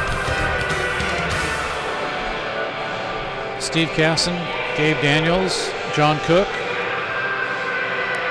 Gabe, thanks so much for making the trip down here. And for folks that don't know, the reason why you're here is I wasn't sure if I was going to be here. And I appreciate you kind of being here and helping out, and at least for that first game, getting all set up. And thanks so much.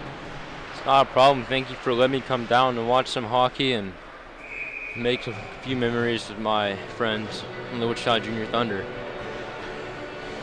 obviously a team that you feel close to. I know that you go down during warm-ups and you're in the bench there chatting with a lot of the guys, so obviously a team that means a lot to you. Yes, sir. 9:40, and off the draw, the Express have it walking in, and a save as Ekstrand got the shot. Puck is cleared out to center ice. It's at the line. Thomas holds to make sure it's good, but Ekstrand will intercept. Springfield. Right to left. Here's Anderson with some room to Ekstrand. He shoots. It's tipped in the corner. Soderling with a drive, and he missed wide. Far side. Intercepted by Wichita. Braden Thomas clears it out. Thomas this season, 13 goals, 11 assists. Here is Soderling. He gets a shot off, and it got past Tilton, and he looked behind him like, I think that just went in, but it just deflected past him and off the boards and out of play. Springfield now with 43 shots. Wow. They are just piling it on.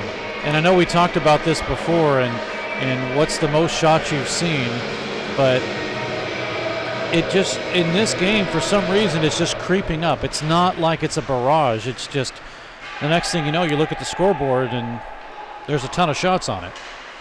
Puck cleared out to center. Back down for Barone. His mom's here today. Watched her son get a goal. Braden, lead pass. Gets it to Senghetti. Right side drive, misses. Near side boards, 8:40 to go in the second period.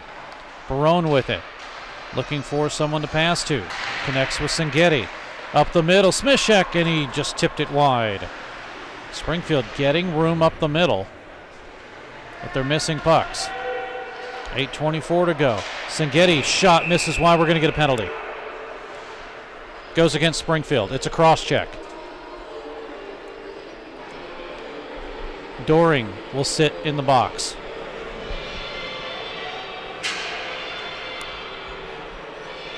Six penalties, 15 minutes. Power play number 3, make that 4 for the Junior Thunder. This is their 4th.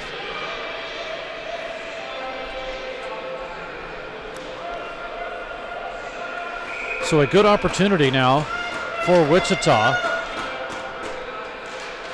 See if they can break the goose egg here. Tucker, cross ice. Sent down in low. Up to the right side. Here we go with Lendikoff. Another 2-on-1. Philemon to Arkip. Philemon into Arkip, and it was tipped in front by Labar. Express work it again. Will they get a third shorthanded goal? Here's Sedlacek. High slot. Cerny, right side, and through the legs. Here's a wraparound in front, and a save by Tilton. Through the legs pass by the Express's Philemon Lendikoff, and then a wraparound by Arkip was held onto by Tilton. Great save as he had to dive across the crease to get to that one. So not only do you see a display of movement by the Express, but you see an even better play by the goaltender, as he had to come back and make that save as we go back to live action. 1:10 remaining in the power play, but it has been mostly Springfield. Ropka had to go off his stick, and it is Sokov. Nice lead pass. Gets it up to Sedlacek, who loses it, but then it is stolen and cleared out to center ice, and the Express will reset as Mason was the one doing the pocket picking. Josef Soderling, who we will hear from at the second period intermission. Lead pass to Mason, right side. Now to Polito. He walks in, he shoots, and he just missed wide. Near side boards, it's cleared back out to center ice, and Soderling will set it up. To Polito. Polito across the line, drive in, save Tilton, rebound to the corner. Now Zaricki. He's tipped, or gets it tipped, that is, and it's cleared right back down in. 8 seconds to go in the power play.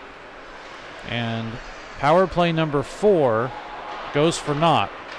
The only positive thing is Wichita did not give up a shorthanded goal to Springfield. But they do have it now with Cameron drive in, save, and it's held on to by Court. 6:11 to go in the period. Shots now 45-14 as we add an extra shot on the scoreboard there. 7-0 Springfield. Braden Barone, 8:28 is second. Matthew Smishek is 14th at 11:20 of the first. 13:30 shorthanded Anderson is 13th. 8:02 power play Anderson is 14th. And at 9:58 is Arkip Lendikov is 39th. Second period, 4:30, Cerny his 10th, and shorthanded at 8:19, Sokoff his 40th. Those are all the scoring right now. Back in the Springfield end, Kupka. Barone. Checked by O'Reilly, who does steal the puck. Briefly in front to Inlow. He shoots and it's blocked. Wichita with another opportunity. Inlow tried to spin, couldn't do it. Puck is tipped away. Anderson will have it. Left side for Springfield. Anderson tried to toe drag, gets it up the middle, and it's broken up. Moved into the corner. Good play by Steinbarger. Puck up the middle again. This time a good opportunity for Anderson is thwarted, and here comes a 3-on-3 for Wichita. Across the line left side. Shot in, misses high and wide by Thomas. Near side boards. Cleared out to center. Worked by Anderson along the line, and he'll get it to Ekstrand. Spreads the defense while Springfield will line change. 4:56 to go. Up the middle again on a broken stick by Cerny. He's going to have to go to the bench. Bouncing puck taken away by Wichita. They cannot clear it. Finally they do, but it's intercepted by the Express. Now moved out. Cerny, touch pass over to Doring. With some help, drop back, and missing wide is Cerny. Or make that Senghetti actually got that shot wide. Puck comes into the Springfield end. 4:27 remaining. Sedlacek, his pass out to center. Robka for Wichita sends it right back in. Garrett Robka, 1 goal and 3 assists in 48 games this season. But he's made his presence known on the ice, though. Here come the Express again, tipped in front, and what do we have? It looks like a save by Tilton. Yeah, save by Tilton, no indication. As Matthew Smishek had a great opportunity, and Tilton comes up big on the save.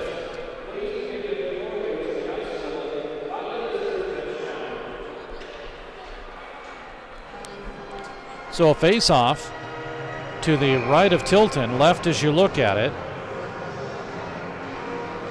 And we'll do it again. This time it comes in, and it is in the net as it came right in front of Akos Senghetti. And Senghetti will get their goal. Here in the second period, it's 8-0. This one coming at 15:58. And Springfield with, for lack of better words, a cheap goal there. Goal scored by number 10, Stefan Doring. Assisted by number 15, Akos Senghetti. And by number 12, Matthew Smishek. Time of the goal at 15:58 of the second period. Scored by number 10, assisted by number 15 and number 12. Well, they're going to give it to Doring, and we will check it here as Tilton has to make a save on a barrage of players run in on him, and he kicks it into the corner. Good save by Tilton. Or it could have been 9-0. Puck to the corner. Polito has it. It's out to center ice. Racing hard, though, is Labar. Or no, that's not. That's John Tucker, 65. He pushes and battles. Now Polito's there. 2:58 to go in the period. Puck to Soderling. He'll bring it across the line. Into the zone. Soderling, left dot. Line change for Springfield. A short one. Now with 2:43 to go. It's behind the net. trying to bank it off the side of the net was Lendikoff. Now Philemon, still with the puck. Moving it up the middle to Arkip, and he hit the outside of the net. Arkip right up the middle. He hit the outside of the post, and we get a whistle for an icing call. Let's take a look at that other goal and see if indeed, and it had to have been Sangetti. The officials gave it to Doring. We'll take a look at it again, but I don't think it was. No, it was not. It was Sangetti's goal. May have to get down to the scorer's table and tell him. As it's shot back around. So with 2:09 to go in the period, and the 50th shot put on Tilton, puck is stolen though. Here is Littman. Comes down in low. In low catches up with the play. 1:55 to go. Now Arkip Lendikoff. Now we get a whistle for an offside. 1:47 to go in the period. 8-0.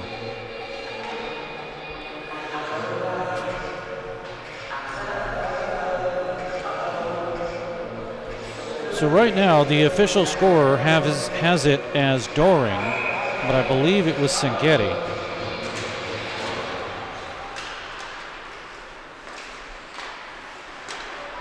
Cerny, lead pass to Gates, off of his stick, sent back in. The Springfield end of the ice. Push down in low, Littman at the half boards, now to Cerny. Puck squirts free, taken by Wichita. Backhanded shot by Zaricki is sent down in low.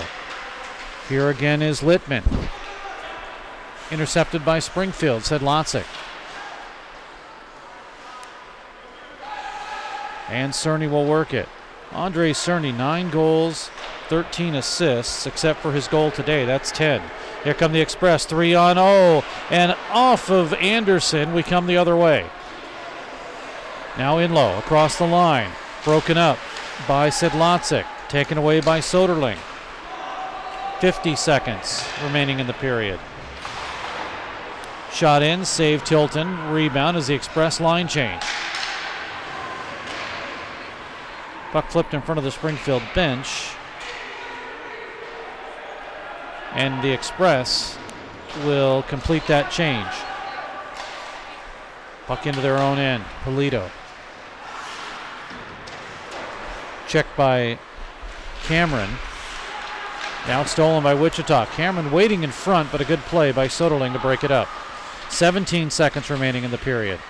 Here's Cameron looking for some help. Does have that help. Cross-ice Steinbarger drive. That's partially blocked. And 8 seconds to go. Cameron with it. Now with 4. Here is Barker, and that'll do it as it's cleared all the way down.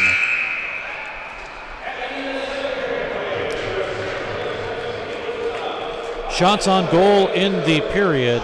Brandon Court faces 11. Actually, no, Brandon Court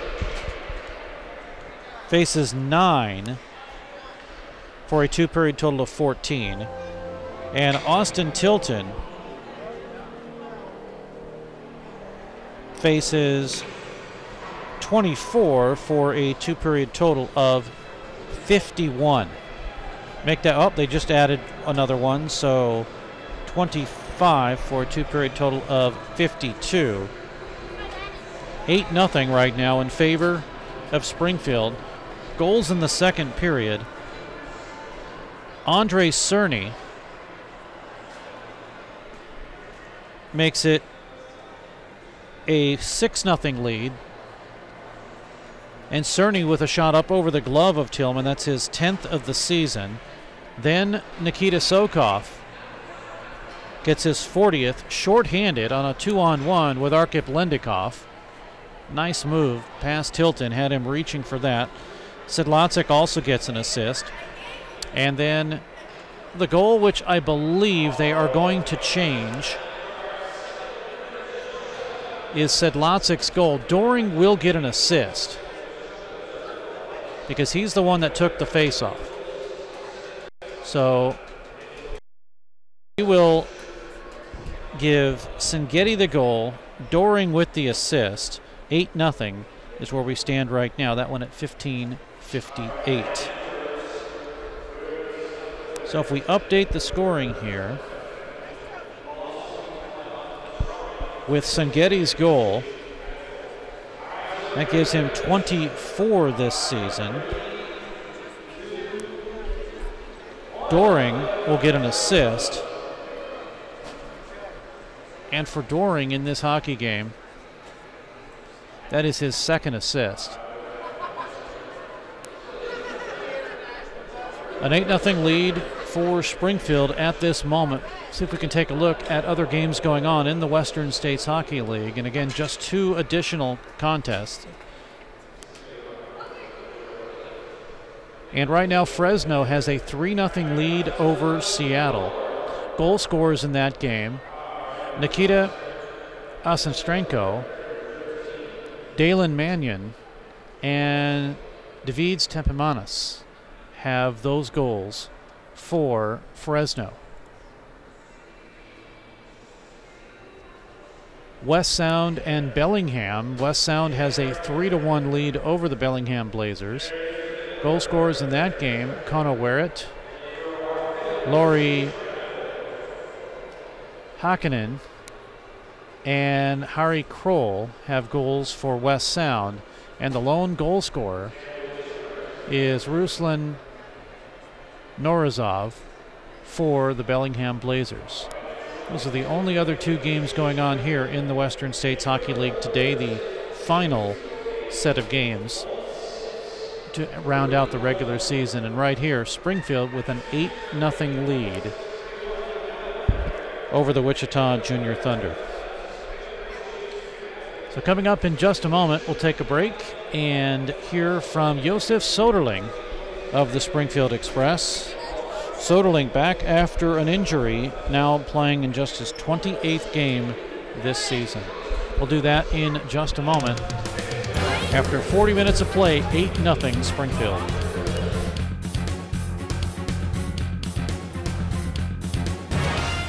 Hi, my name's Scott Morris. I own Falstaff's Local. It's the new hockey bar in town. You're missing out if you don't come and watch some Blues games down here. You'll also be able to hear the sound of all the games.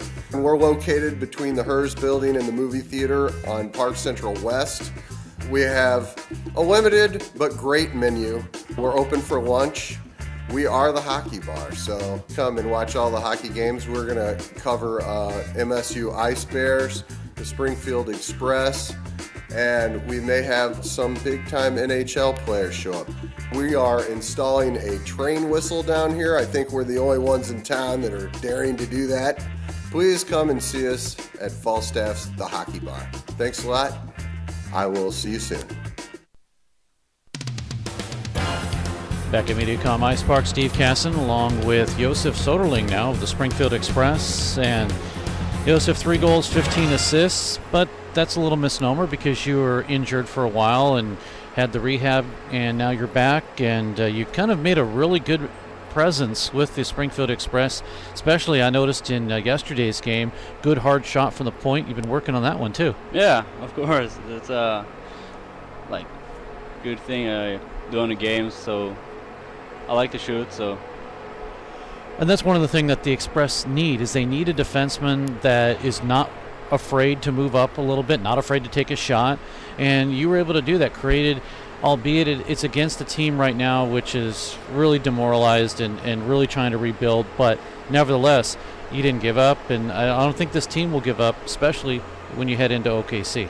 Oh yeah, like we're just preparing for OKC now, and we're doing everything we can today and all these practices until then, so we're just getting ready.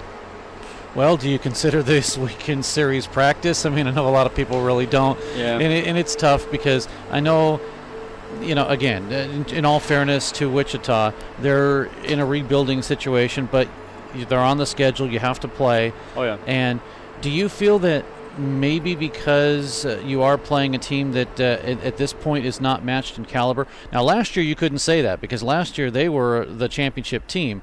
But this year, do you think that maybe there might be some bad habits that could develop because you're not playing a more competitive team?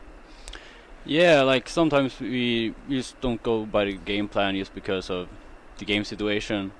But you have to try to stick to the plan and do everything you can to play together. And just sometimes it doesn't work as well that you used to. But we just do our best and play the game. And one of the things that the Express have been able to do this year is play without any fear of not making the playoffs, because they've pretty much been stuck in third place all season long. At the beginning of the season, there was a little bit of a run, possibility of making second, but right now stuck in third place. Does that have any bearing with the fact that you're not really going anywhere? You can't not make the playoffs. So knowing that you were actually in the postseason, did that change the game plan at all for this team? I don't think so. Like we know that we were third place, but we're still gonna play OKC, and they're in the second place right now. But we know we can beat them, so we're gonna give them our best game and win. Josef Soderling joining us, and I assume that it's Sweden. Oh, yeah, where you're from? Oh yeah. Now, of course, talked to several of your other Swedish teammates, including yesterday talked to Gustav Ekstrand, and he says that it's kind of obviously different from the United States, but for someone like you moving over here to the United States, it's a little bit more interesting. I guess because you're not used to what the United States is like. Do you feel the same way? Oh yeah, like it's nothing is similar compared to Sweden. Like how you live here and how do you like prepare for a game, and like the hockey itself, it's all different. Well, one of the things too that's a little different, I think, also besides the fact that the rink is a little bit different, is the culture. I know that in Sweden there's a lot more home cooking and better meals, and here, if you want to, you could go across the street to the fast food place. And do you find yourself missing the home cooking? Sometimes I miss the Swedish food, but I don't have a problem to be here and eat what you got here. But yeah, sometimes it's like hard to find a good pizza sometimes, but you get into it, and we have those good billets here and cook all the food for us, so it's nothing bad. So you talk about a good pizza. Does that mean there's pizza in Sweden? Oh yeah, we have a good pizza in Sweden. We have more of those like Italian style of pizza. Okay, describe that. What's a good Italian style pizza? Oh, like my favorite kind is a kebab pizza, like a thin bottom with melt cheese on it. Okay. And maybe some lettuce and kebab with sour cream sauce on. Really? That sounds interesting. Oh yeah. Okay. That sounds really interesting. And the thin crust, that's the key with the thin crust? Because I know that pizza here, traditionally the Italian pizza was thin and it was bubbly and flaky, and now they've gone to the thick crust and all that. Do you not like that? No, I'm not a big fan of that. But sometimes I eat it. Only because you have to, right? Yeah. They twist your arm and force you to. Yeah. Josef Soderling joining us of the Springfield Express. So after your WSHL career, what's next for you? My plans are not like done yet. Like I still have some offers from college, and I'm not sure if I'm going pro or not. So I'm gonna play this season and see what happens. So I'm gonna take the best offer I get. As far as pro, are you talking about going back to the Swedish league, or? Yeah, I have some offers in the Swedish leagues, and I still have some contacts in Finland and Norway. But right now it looks like I'm going back to Sweden first. But we'll see what happens. Tell us the difference between the Swedish leagues and the American leagues. I would say like the American leagues are kind of faster, but in the same way not, because the Swedish rinks are bigger, so you can get like more speed. But the game here in America, I would say like the puck goes faster, because you always have 1-2 guys on you at all times, so you never know when you get a hit or gonna hit someone. Have you found yourself that it's a little bit more difficult to adjust? Is it too fast, or I mean, probably isn't too fast. I'm sure you could adjust, but I guess what I'm asking is, was it difficult to adjust from the European style to the American style? Yeah, my first game was kind of difficult. I know, like when I was getting backwards, I was getting into the wall, and because it was like tighter, but well, I got used to it kind of quick, and I like it here because as a defense man, like I feel more comfortable to have the wall closer to me, and I can hit the people, and you can skate to the wall in the offense zone, take the puck in, and take a good shot. You have a couple of more years in the Western States Hockey League. You plan on playing it here in Springfield? No, this is my last year here. This is? Yeah. So, yeah, I'm gonna end this season here and see what happens next year. You talked about college. Yeah. Any ideas of any colleges? Not really, not yet. Nothing I can. Has anyone approached you yet? Yeah, I've been talking to a couple. I talked to Lindenwood yesterday, and they were talking good about the college, and I have not made my decision yet, but I will look them up and see what they got. Has Missouri State talked to you yet? Not yet. Really? No. You know, former WSHL coach and Jeremy Law is there, and I don't know why he hasn't talked to you yet. We'll see. I may have to go get him to come on down and talk. Yeah, but should. Can always use a good defenseman. Oh yeah. You know, but of course, I mentioned 3 goals and 15 assists. I'm sure the points really don't matter to you. It's really playing the team game. Oh yeah. And for me, I don't care about the points. I'd rather win the Thorny Cup or like a game instead. So in the end, like I'd rather win a game than have the most points in the league, in the team. But of course it's fun to score or make assists, but I'd rather win a game. Josef Soderling joining us now. Talked to some of your other counterparts, and they were saying that English is not necessarily a requirement, but they do teach it early on in Sweden. When did you start learning English? I started learning English when I was around 6-7 years old or something in school, and you never stop learning it in Swedish schools. You're just doing it until like you're 18 years old and quit school.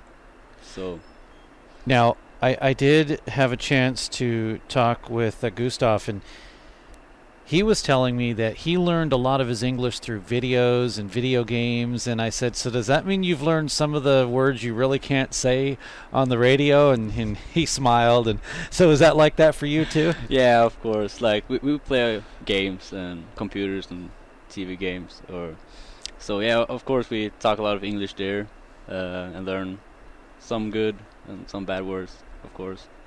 But yeah, that's been a help to learn the English. And actually when I was in Västerås in Sweden, I was living with a guy from Latvia, and he couldn't speak Swedish or English, and he could speak English, so we were living together in an apartment, so we started talking English together, and I was learning him Swedish, but that made me learn the English better because I had to translate everything for him. So that's always a good thing, to be able to learn it only because you have to, right away, rather than taking your time. Let's talk about your playing career. Is there maybe a goal or a couple of goals or a couple of situations that you'll always remember? Something that sticks out in your mind that you'll always remember? Yeah, like it's like in my career, what happens? Yeah, like a couple of things. When I first moved to America, that was a big thing for me. I came to Casper Coyotes and played there with John, and I followed him here, and that was a big thing for me to go to the States. And like I never been here, like never seen the hockey or anything, just on TV, the NHL. So that was a big moment for me to go here and like spread my wings and show what I can. So I'm just looking forward to win the Thorny Cup now, so I can have that as a big memory. When you came out here and the first time you went, now Casper is up in the mountains. It's not like a big city or anything like that. Did that remind you a little bit of Sweden, or did you live in an area that was kind of like a big city? No, actually, I live on an island in Sweden, so I have to take the boat for 3 hours to main Sweden. So the nature there is not similar at all to anything like here or the rest of Sweden, actually. So, living kind of is it more of a rural type area? Meaning it's not a city. It's you have a lot less of the how do I say it? Maybe it's like farms and open land like that. Living on an island area, is that kind of what you grew up through, living through? Yeah, kind of. Like I live in the main city, Visby, but it's a small town. But the island is kind of big. We have like 75,000 people living there. But yeah, like a lot of people have farms there, and like they're really close by. So that's a kind of big thing for where I'm from, Gotland. But in the summers it's really nice. It's kind of tropical weather, and we have like good beaches and like nice thing to see, like a lot of churches and old houses from the kings and queens time. I don't know what it's called. Josef Soderling joining us. When you are out here, you're out here during kind of the winter time, so have you had a chance to see what the United States is like in the summertime? No, not really, actually, because I first, what was it, in August was the first time I was here, so that's kind of end of the summer. Yeah, August is kind of end of the summer. Yeah, and so not really. But then you're starting to get ready for hockey, so you really don't have time maybe to go to the beach or to go to the lakes or anything like that. Yeah. But I'm sure where you live is probably an amazing time. And again, talking to some of your counterparts, all that anybody from the United States knows is there's nothing but snow in Sweden. That's all there is, and it's cold and it's miserable. But that's not the case. There's months where it's just amazing there, right? Oh yeah, yeah, we complain a lot about it's rainy and snowy in Sweden, but like the summers are actually great sometimes because we have the weather and it's warm. You can go to like the ocean or lakes to swim and fishing, whatever you like. Now, when is your winter? Oh, it starts like in beginning of November, kind of. Okay, so similar to ours, it's like November to maybe March. Yeah, something like that. The winters are strange sometimes. It could start at December and end in January. This winter, actually, my first snow was in December, after Christmas, I guess. But right now we have a lot of snow, so you never know how it ends. Josef Soderling joining us. Josef, thanks so much, and I know you're a defenseman, and I know points don't matter, but I always wish everyone more goals and more points, okay? Yeah, I'll try my best today. All right, thanks so much for doing this. Thank you. We'll take a break, be back, more hockey coming up.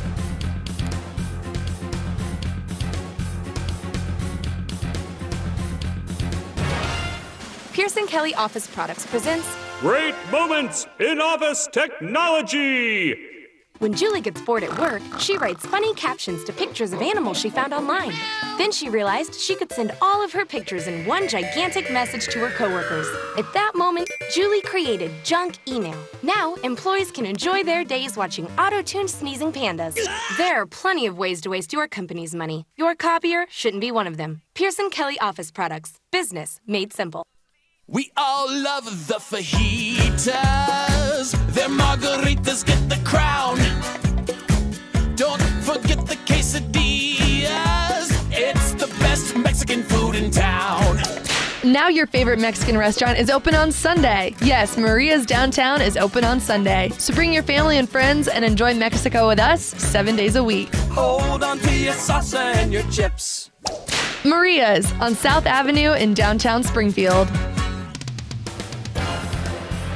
Back at Mediacom Ice Park in the Stan Melton Ice Arena. 8-0 in favor of Springfield.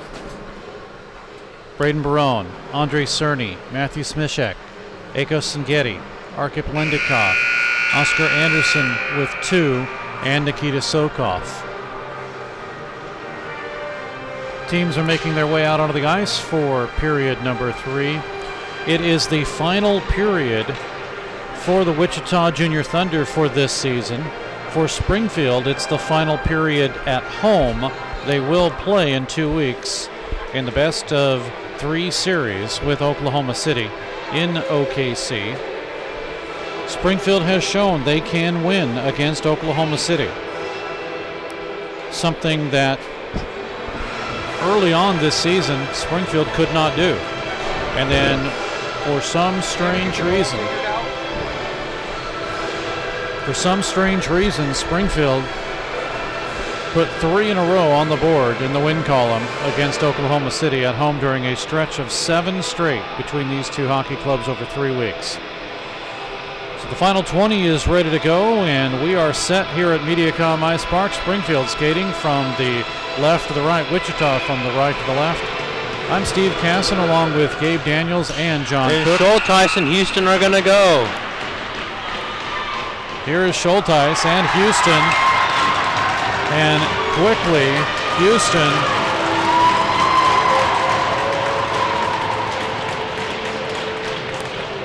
so far, Springfield has gotten the better of both of the Wichita players.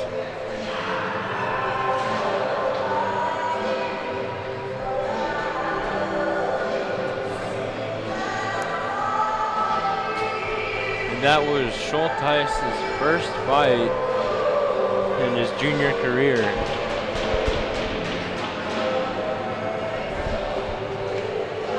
And you know what? I'm wondering if it's Houston's first fight in his junior career too.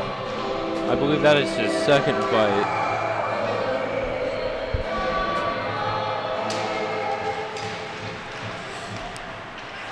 Seven penalties, 20 minutes for Springfield. 4 penalties, 14 minutes. Make that 13 minutes. Here comes the Express, a drive in, as getting the opportunity in front was Nicholas Gates. It was saved by Tilton behind the net. Puck is gloved down and cleared by Labar, and he'll race right side. Racing to the corner now is Tucker. For Brett Houston to Wichita number 16, Corey Schulteis. Both 5-minute majors for fighting at the 4-second mark of the 3rd period. Both 5-minute majors for fighting. Now with 19:19 remaining after Tilton makes a save, we'll have a face-off. It was over the line.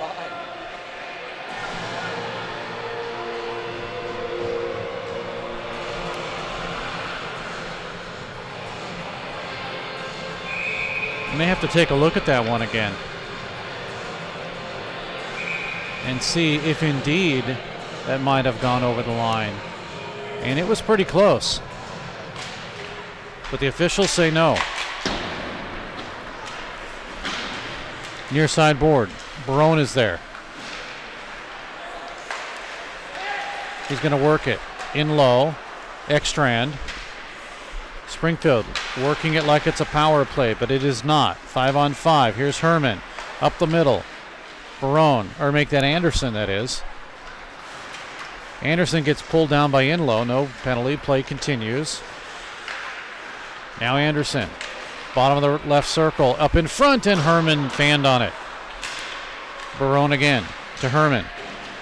Cross ice. Left side drive as Anderson got it. Tilton made the save.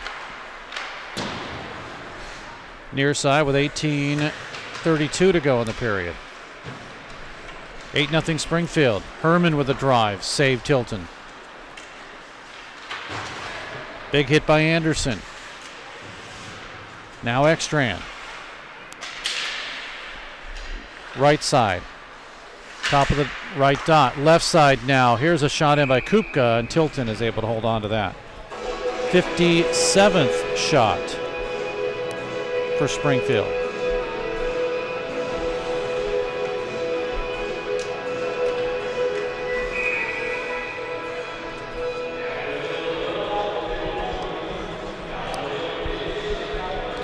So we'll do another face-off in the Wichita zone. Here is Sedlacek. Or make that Smishek, actually. Smishek will have to retreat after the puck is cleared out to center ice. Smishek rolls it in, avoids a check. And now here's Zaricki. Bouncing puck comes in and it's held onto by Court. 17:37 to go in the period, 8-0 Springfield. Game 1 was a 20-2 win. Game 2 was a 17-2 win.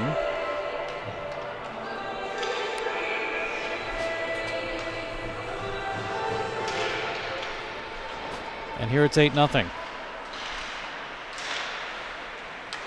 Vigard Ferret had 5 goals in yesterday's game. Matches Nikita Sokov's 5-goal output. Bodies fly behind the net. Cleared out to center. And here's Sengeti. 2-on-1. Sengeti passes to Smishek. Broken up nicely in front by Zaricki. Now a shot in and a save by Tilton as Sengeti got it from an odd angle, and Tilton will hold on. Tilton now has 50 saves in this game. You can't say anything bad at all about this goaltender, and he can only get better. Throw a little bit more defense and some offensive power on this club, and he'll be a good goaltender. You can't look at stats alone right now and say, oh, well, he's had problems. He's not. He's done everything he can to keep the puck out of the net, including the save on Sokov. Now a bouncing puck is swiped at and cleared out to center. Delayed offside. Express clear the zone. Sokov, far side. Arkip Lindikov to Sedlacek, and a save by Tilton again. So the thing about him is he seems to stay in position. I know there's been a couple of times when he's been the guy that's tried to do everything he can on odd man rushes, but for the most part he stays square to the shooter and able to make the save when he needs to, or sometimes when he has to. But play is still in the Wichita zone. We're going to get a whistle for a hand pass. So the hand pass should bring it outside the zone. Referee Mike McCreary, linesman Chip Excel and Mark Marzola for today's game. Same crew we've had all weekend.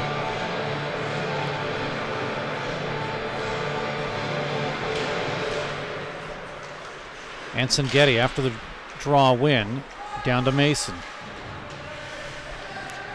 Barker is there, but the Express dig it out. It comes up the middle and poked away by Tilton. Barone. He'll send it in low. Goes to Gates. Back to Barone, and it's out to center ice. Here's a break for Thomas from the blue line on. Thomas racing in left side. He shoots, he scores! Breaks the shutout.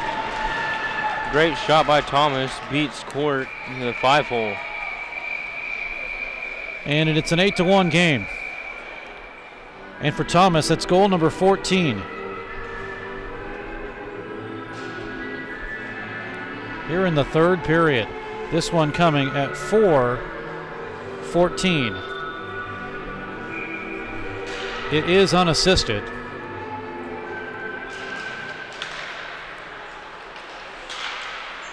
And in a moment, we will take a look at that goal.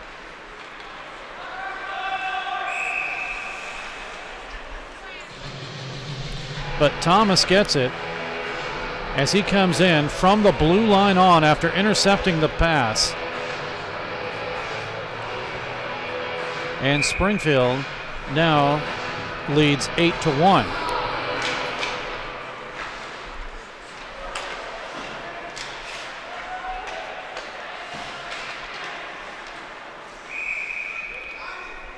Meanwhile, Tilton has to make another save.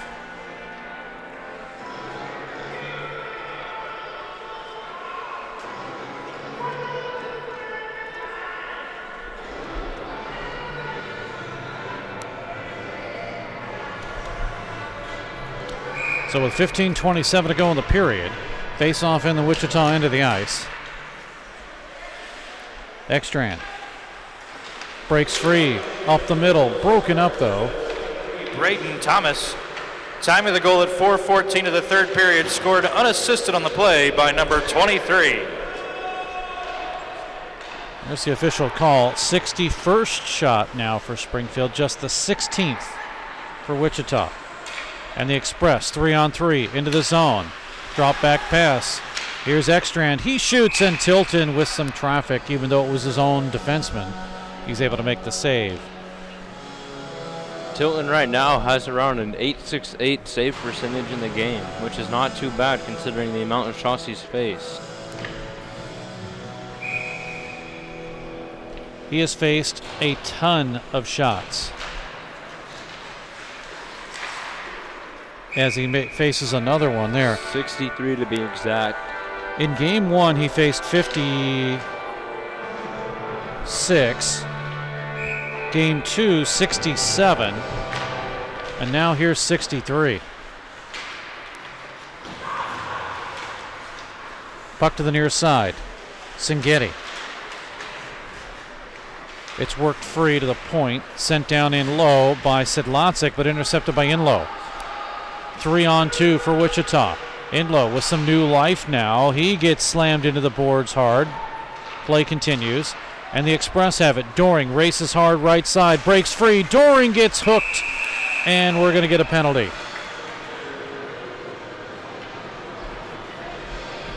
Little close to the possibility of a penalty shot. But it is hooking. And Altenberg will go.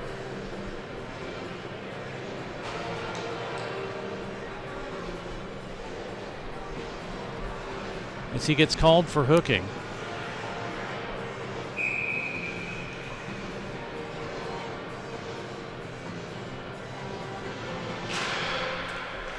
And off the draw, it is won by the Express. Soderling.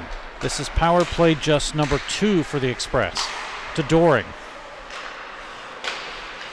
Singetti works it up high. Gets it to Sedlacek. Now down in low. Doring switches with Smishek. Sedlacek. He gets a shot off and tried to hit Singetti along the goal line, but they missed. No connection there. Smishek. Singetti. Hounded by Inlow. Check behind the net, but Doring has it. Doring looking for someone up front. He does save Tilton. Smishek got the shot, and Tilton comes sliding out to make the save. Got it with his left leg pad. Now Cerny spins it down around with 1:10 to go on the power play. Doring cross ice, intercepted and taken away by Zaricki and sent all the way down.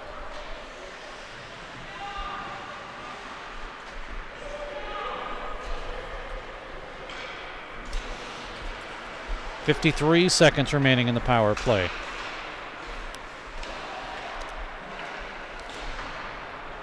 Express out of their own zone. Now behind the net. Gates gets it to the left side, and it is lost by Kupka out to center. But the Express regain with Houston. Now to Gates. Up the middle, Labar, and score! As Labar didn't see the puck, it hit his stick, and it was right on the tape for Mason to get it. It's a power play goal, and Springfield now with a 9-1 lead.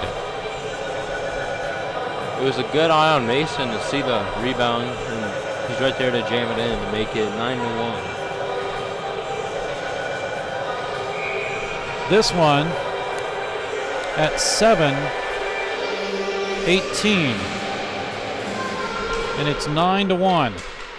We'll catch the call from Kevin Thurl in a moment.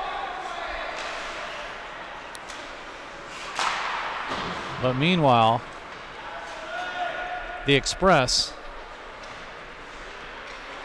with Springfield Express power play goal scored by number 19, Hunter Mason. Then right after that goal, Corey Steinbarger shoots a top shelf.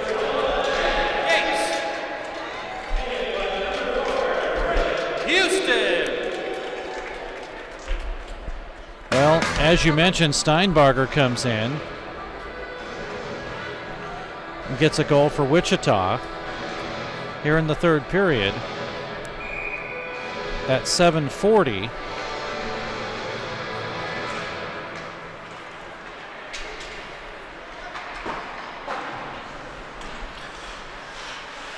And all of a sudden, goals are starting to come a little quick here. We will catch up with these goals in just a moment for you. Meanwhile, a shot hits the outside of the post. Let's catch the call. Steinbarger, assisted by number 52, Jordan Altenberg. Time of the goal at 7:40, the third period, scored by number 19, assisted by number 52. That is the call there.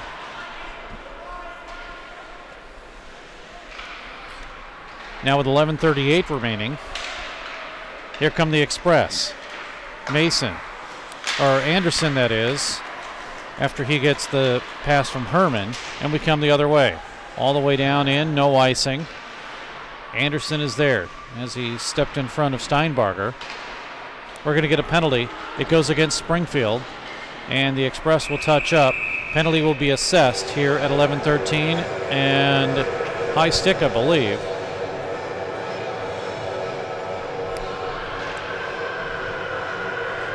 Cross-check, actually.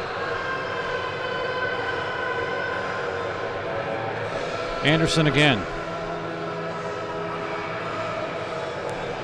Power play number 5 for the Junior Thunder. Let's go over the goals here quickly. So this is Mason's goal. And then here's Steinbarger's goal. So that catches you up as we go back to live action. Springfield quickly dumps it down. Oscar Anderson, 2 minutes for cross-checking at 8:40. Here come the Express again as they are shorthanded and a shot missing wide by Sedlacek. Now the Express work it again. Singetti to Sedlacek. The Express are shorthanded, but they're working like it's a power play. They come down the middle. Singetti still with it. Intercepted though, and broken away by Ropka out to center ice. Bodies flying all over the place, and it's cleared out of the Springfield end. Getting possession is Labar. Cross ice, gets it to Thomas. Into the zone. Power play now has 1:13 remaining. And it is cleared, sent all the way down where it'll be Tilton to hold on. Dangerous pass in front of his own net, but he gets it to Kupka. Or, Nick, take that back. That is Ropka. Out to center. Getting the one hand in was Smishek. Line change for Wichita. They complete as much as they can before they shoot it into the zone. Bouncer in, held on to. After getting the opportunity, it was Thomas. 33 seconds remaining in the power play. A 9-2 lead for Springfield. Barone, Smishek, Anderson shorthanded and on a power play. Arkip Lendikov, Cerny, Sokov shorthanded, Singetti, then Thomas for Wichita, Mason on the power play for Springfield, and then Steinbarger for Wichita. 9-2 right now. So the Express have scored 4 special team goals in today's game. 4 of 9. Here's Cameron. Looking at the half boards. Still having trouble. Drops it down in low. Gets it over to Zaricki. Power play has 3 seconds. Now breaking free and getting a shot off was Steinbarger. It's taken away and cleared. All the way down. This will be an icing call. So the Express cannot change on the icing. 65 shots, 65 to 19.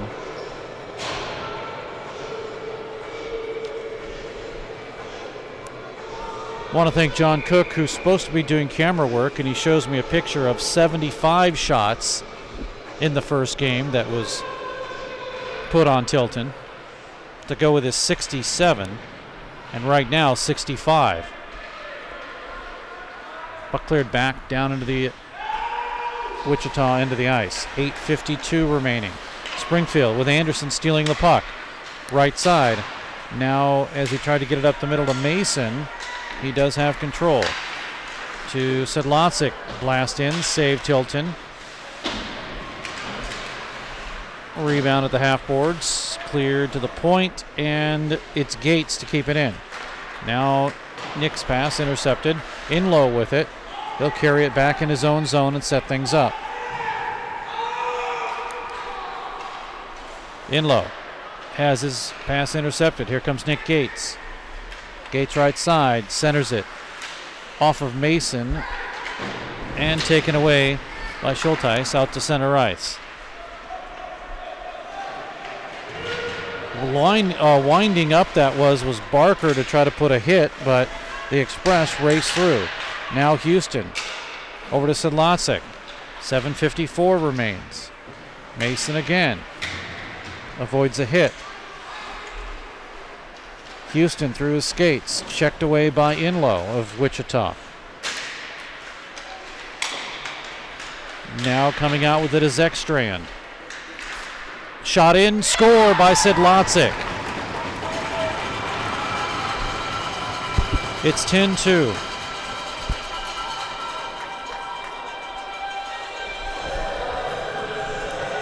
This one at 12:26.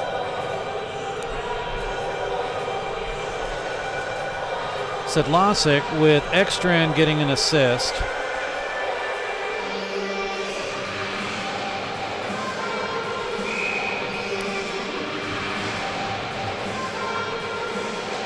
Through some traffic and in.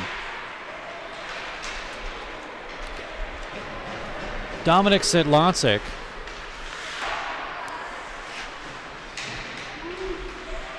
will get, for him, goal number 8 this season. We'll catch the call from Kevin Thurl in a moment. Meanwhile, Tilton makes a save on Anderson. Media timeout. But then I know it's growing strong. Wasn't the spring, and spring became the summer. Who'd have believed you'd come along? Hand, touching hands, reaching out, touching me, touching you. Sweet Caroline, good times never seem so good. I've been inclined to believe there never was, but now I look at the night. So on Sedlacek's goal, Cerny and Ekstrand get the assist. Meanwhile, the Express work it again. Shot in, save, Tilton, rebound, and Tilton is able to hold on to it. Scored by number 11, Dominic Sedlacek. Assisted by number 9, Andre Tierney. And by number 47, Gustav Ekstrand. Time of the goal at 12:26 of the third period. Scored by number 11, assisted by number 9 and number 47. Here's Cameron as he breaks out. Right to left, Cameron with some room, and he is pulled down. Runs into the boards, the officials say go, but Cameron is still down. Play continues with Cameron down, and here comes Soderling. Down the middle, left side, Soderling in front, Herman save, and we get a whistle and a stoppage in play. And down back behind the Springfield goal is Cameron. The trainer will come out on this one.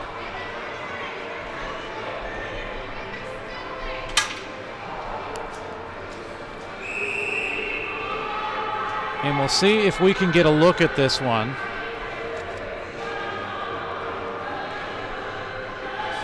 And see just exactly what happened.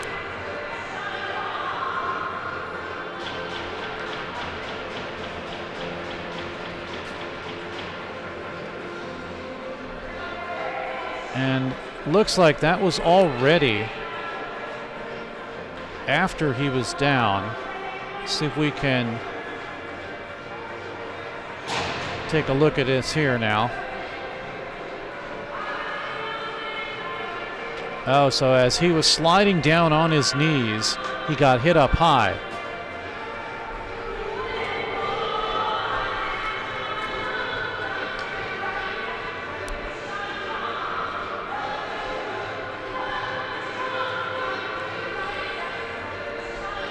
So the trainer's still attending to Cameron.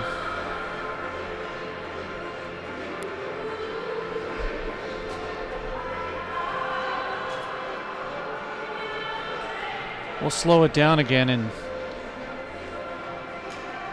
as Cameron races right side, he gets upended, and then as he's sliding down, he gets hit into up high.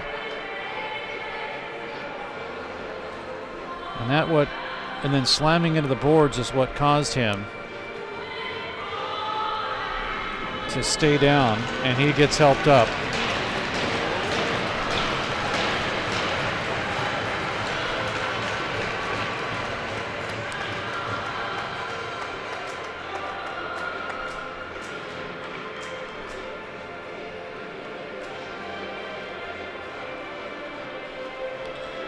Being helped off the ice, but the key is if he's able to walk off on his own power or not.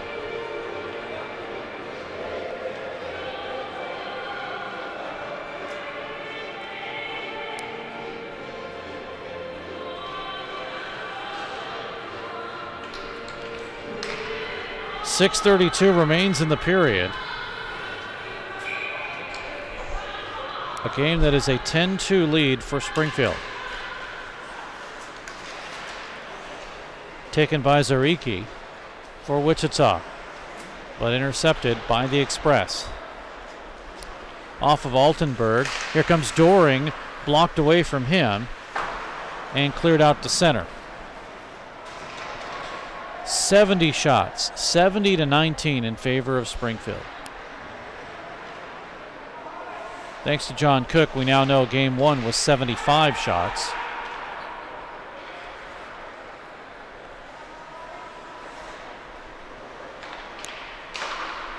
So like I always say, if you break it down, you have to get a shot a minute to match that. Sedlacek, or make that Doring, drops it down. Comes up the middle to Smishek. Now working it is Singeti. He's checked by Littman. Goes into the near side boards for Inlow. Works it to Zaricki. To the point, held in. Express with Sedlacek to Smishek. He misses wide. Avoiding a check is Soderling. He gets it in low. 5:10 to go. Up the middle. It is cleared. Here might be a break for Littman. From the blue line in. Littman left side, and he just couldn't get back in front with a good opportunity. Now here come the Express. They break a 2-on-2. Down the middle, Singeti. Broken up from him by Labar. Less than 5 to go in the third period. Final home games for the Springfield Express. They play on the road in 2 weeks at Oklahoma City. First round of the playoffs. Puck stolen up the middle, just missing wide. As it was Thomas with a good opportunity there. Now far side boards. But this will be Wichita's final game of the season. Shot in by Tucker. Save, rebound. Loose into the near side. 4:15 to go. Now here come the Express with Sokoff right down the middle, and it's broken up. And held on to by Tilton. 4:07 to go in the period. That's shot number 71.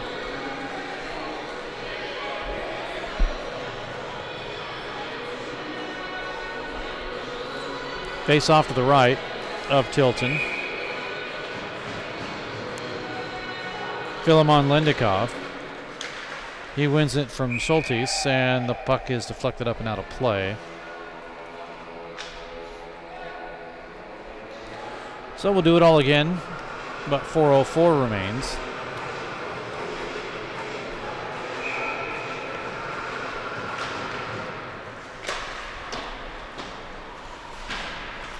Play is one to the near side. Express with Arkip. Lendikov keeps it in but sends it down in low to Philemon. Barker is there to intercept. At the half boards now, Lendikov, Philemon chasing it, but it's cleared back in. Labar. Now to Schultes.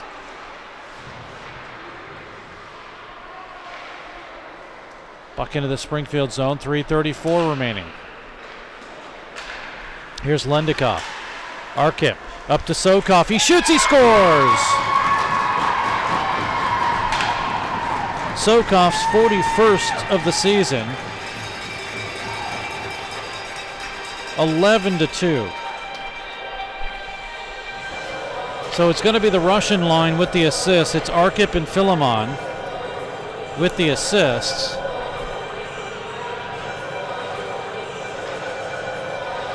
And Springfield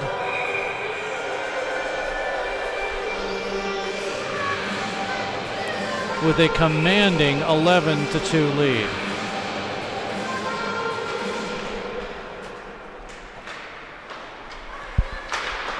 Kevin Thurl will do the honors.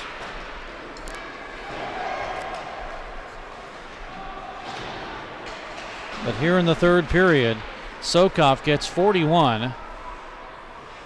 Arkip Lendikov.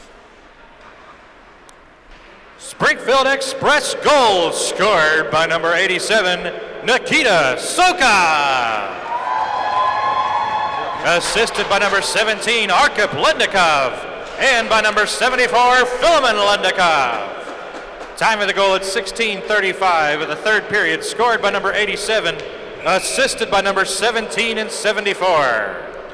Meanwhile, stoppage and play for a hand pass, and the faceoff will come outside the zone, I believe. 2:43 remains in the third period. 5 goals in the third period, 2 by Wichita, 3 by Springfield.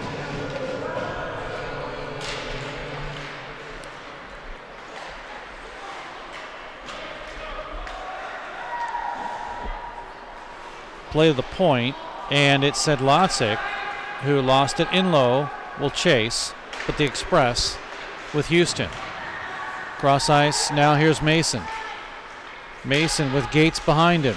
Mason pulled out of the play. O'Reilly, lead pass, and Cerny is there to break it up. In low with a big wind and a save by Court. 2:07. Lead pass comes all the way down. This is no icing. Waved off as Houston was there to get to the hash marks. Now it's in low. Extrahand steals, and what do we get? A penalty. We're going to get a couple of guys down in low, O'Reilly and Houston.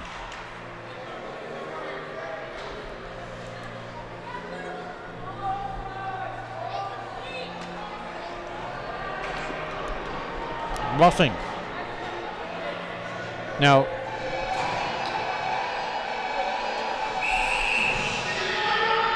we just have the one.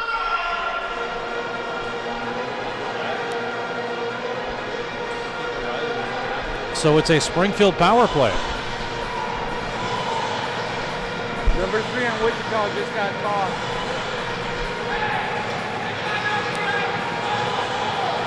And Inlow apparently is going too.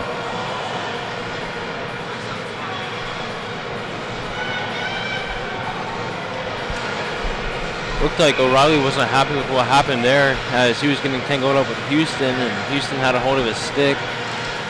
Then we have word from John that Enlow just got tossed. And then Tilton will cover it up.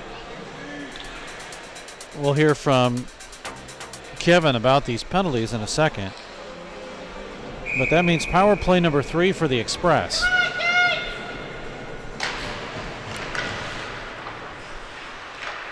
Express work it. Penalties on the play to Wichita number 15, Quinn O'Reilly. 2-minute minor for roughing at 18:09 of the third period. A 2-minute minor for roughing. To Wichita number 3, Tyler Enlow. 10-minute misconduct for abuse of official. Time of the period at 18:09 of the third period. A 10-minute misconduct for abuse of an official. Well, there you go, and that's not good. Meanwhile, we get an offside with 1:20 to go in the period.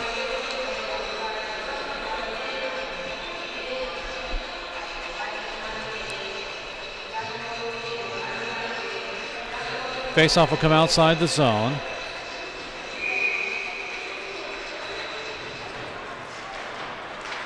Ropka clears it, and with 1:15 remaining, the time clock supersedes the penalty because there is less time remaining in this hockey game than the penalty has. So 1 minute remaining. Here's Houston. Gets it to Sidlacek. Left side. Mason. Now to Houston. Cross ice pass. Broken up, and it is cleared by Zaricki. 40 seconds to go in the third period. Final home game for Springfield. They still have playoffs. Mason behind the net. But it will be the final time on the ice this season for Wichita. Puck held in. Good play there. Here's Sidlacek with 19 seconds. Gets it to Cerny. He shoots, tipped in front, and a save by Tillman. Or a Tilton, actually. And that kind of sums up his year this year.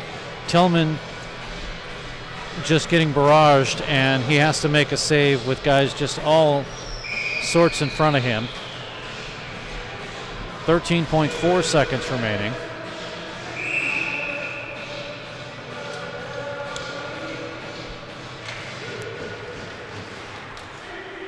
And the puck is won. Gates is there, but 8 seconds, and it is out to center ice, and the Express content, or maybe not. They want to get another one. Shot in at the buzzer by Gates, and that'll do it for the third period.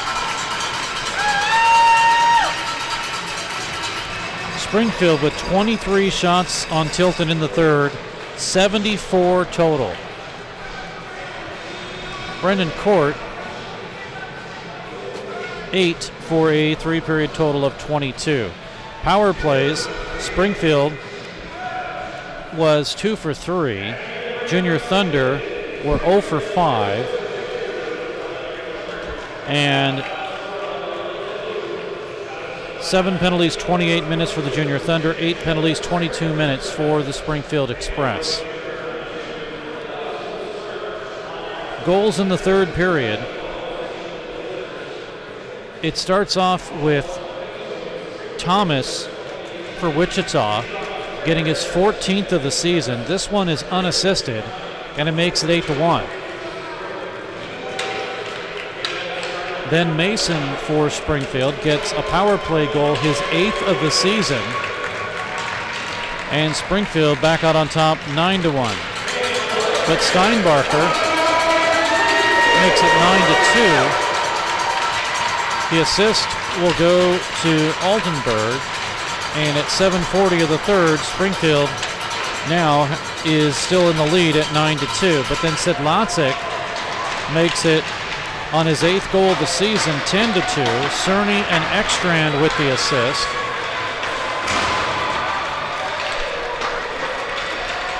And then Nikita Sokov, 11-2 final.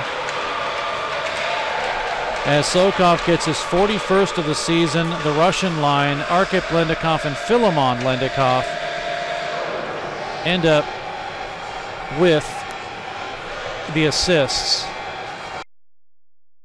Our next Black Dog broadcast for you will be the 2018-19 Springfield Express season right here from Mediacom Ice Park. Of course, that will be determined, but there will be playoffs on the road for Springfield. They will be in Oklahoma City in a couple of weeks. We hope that you'll tune in to the broadcast from Oklahoma City. Other than that, your final game, Gabe, with the Wichita Thunder this season. I know you could probably take a lot of good memories out of this season, regardless of the fact that Wichita ends the season at 3-48. I mean, this isn't our worst season that we've had, and I feel like a lot of players are going to return next year, with half of them being local, so that's going to help. That way they can be in the summer and just grow chemistry. And we'll see what happens next year with recruiting-wise. The Springfield Express now moves to a record of 29-16-6. They remain in third in the Midwest Division.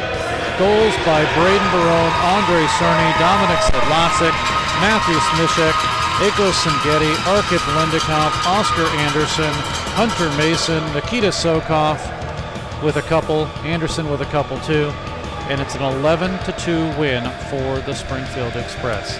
I'm Steve Casson for Gabe Daniels and for John Cook. Thanks for joining us, and all season long as the Springfield Express do finally end their season with a big victory here today. Until next season, we wish you a very good afternoon, and thanks for joining us on Black Dog here from Mediacom Ice Park and the Stan Melton Ice Arena. Good afternoon, everyone.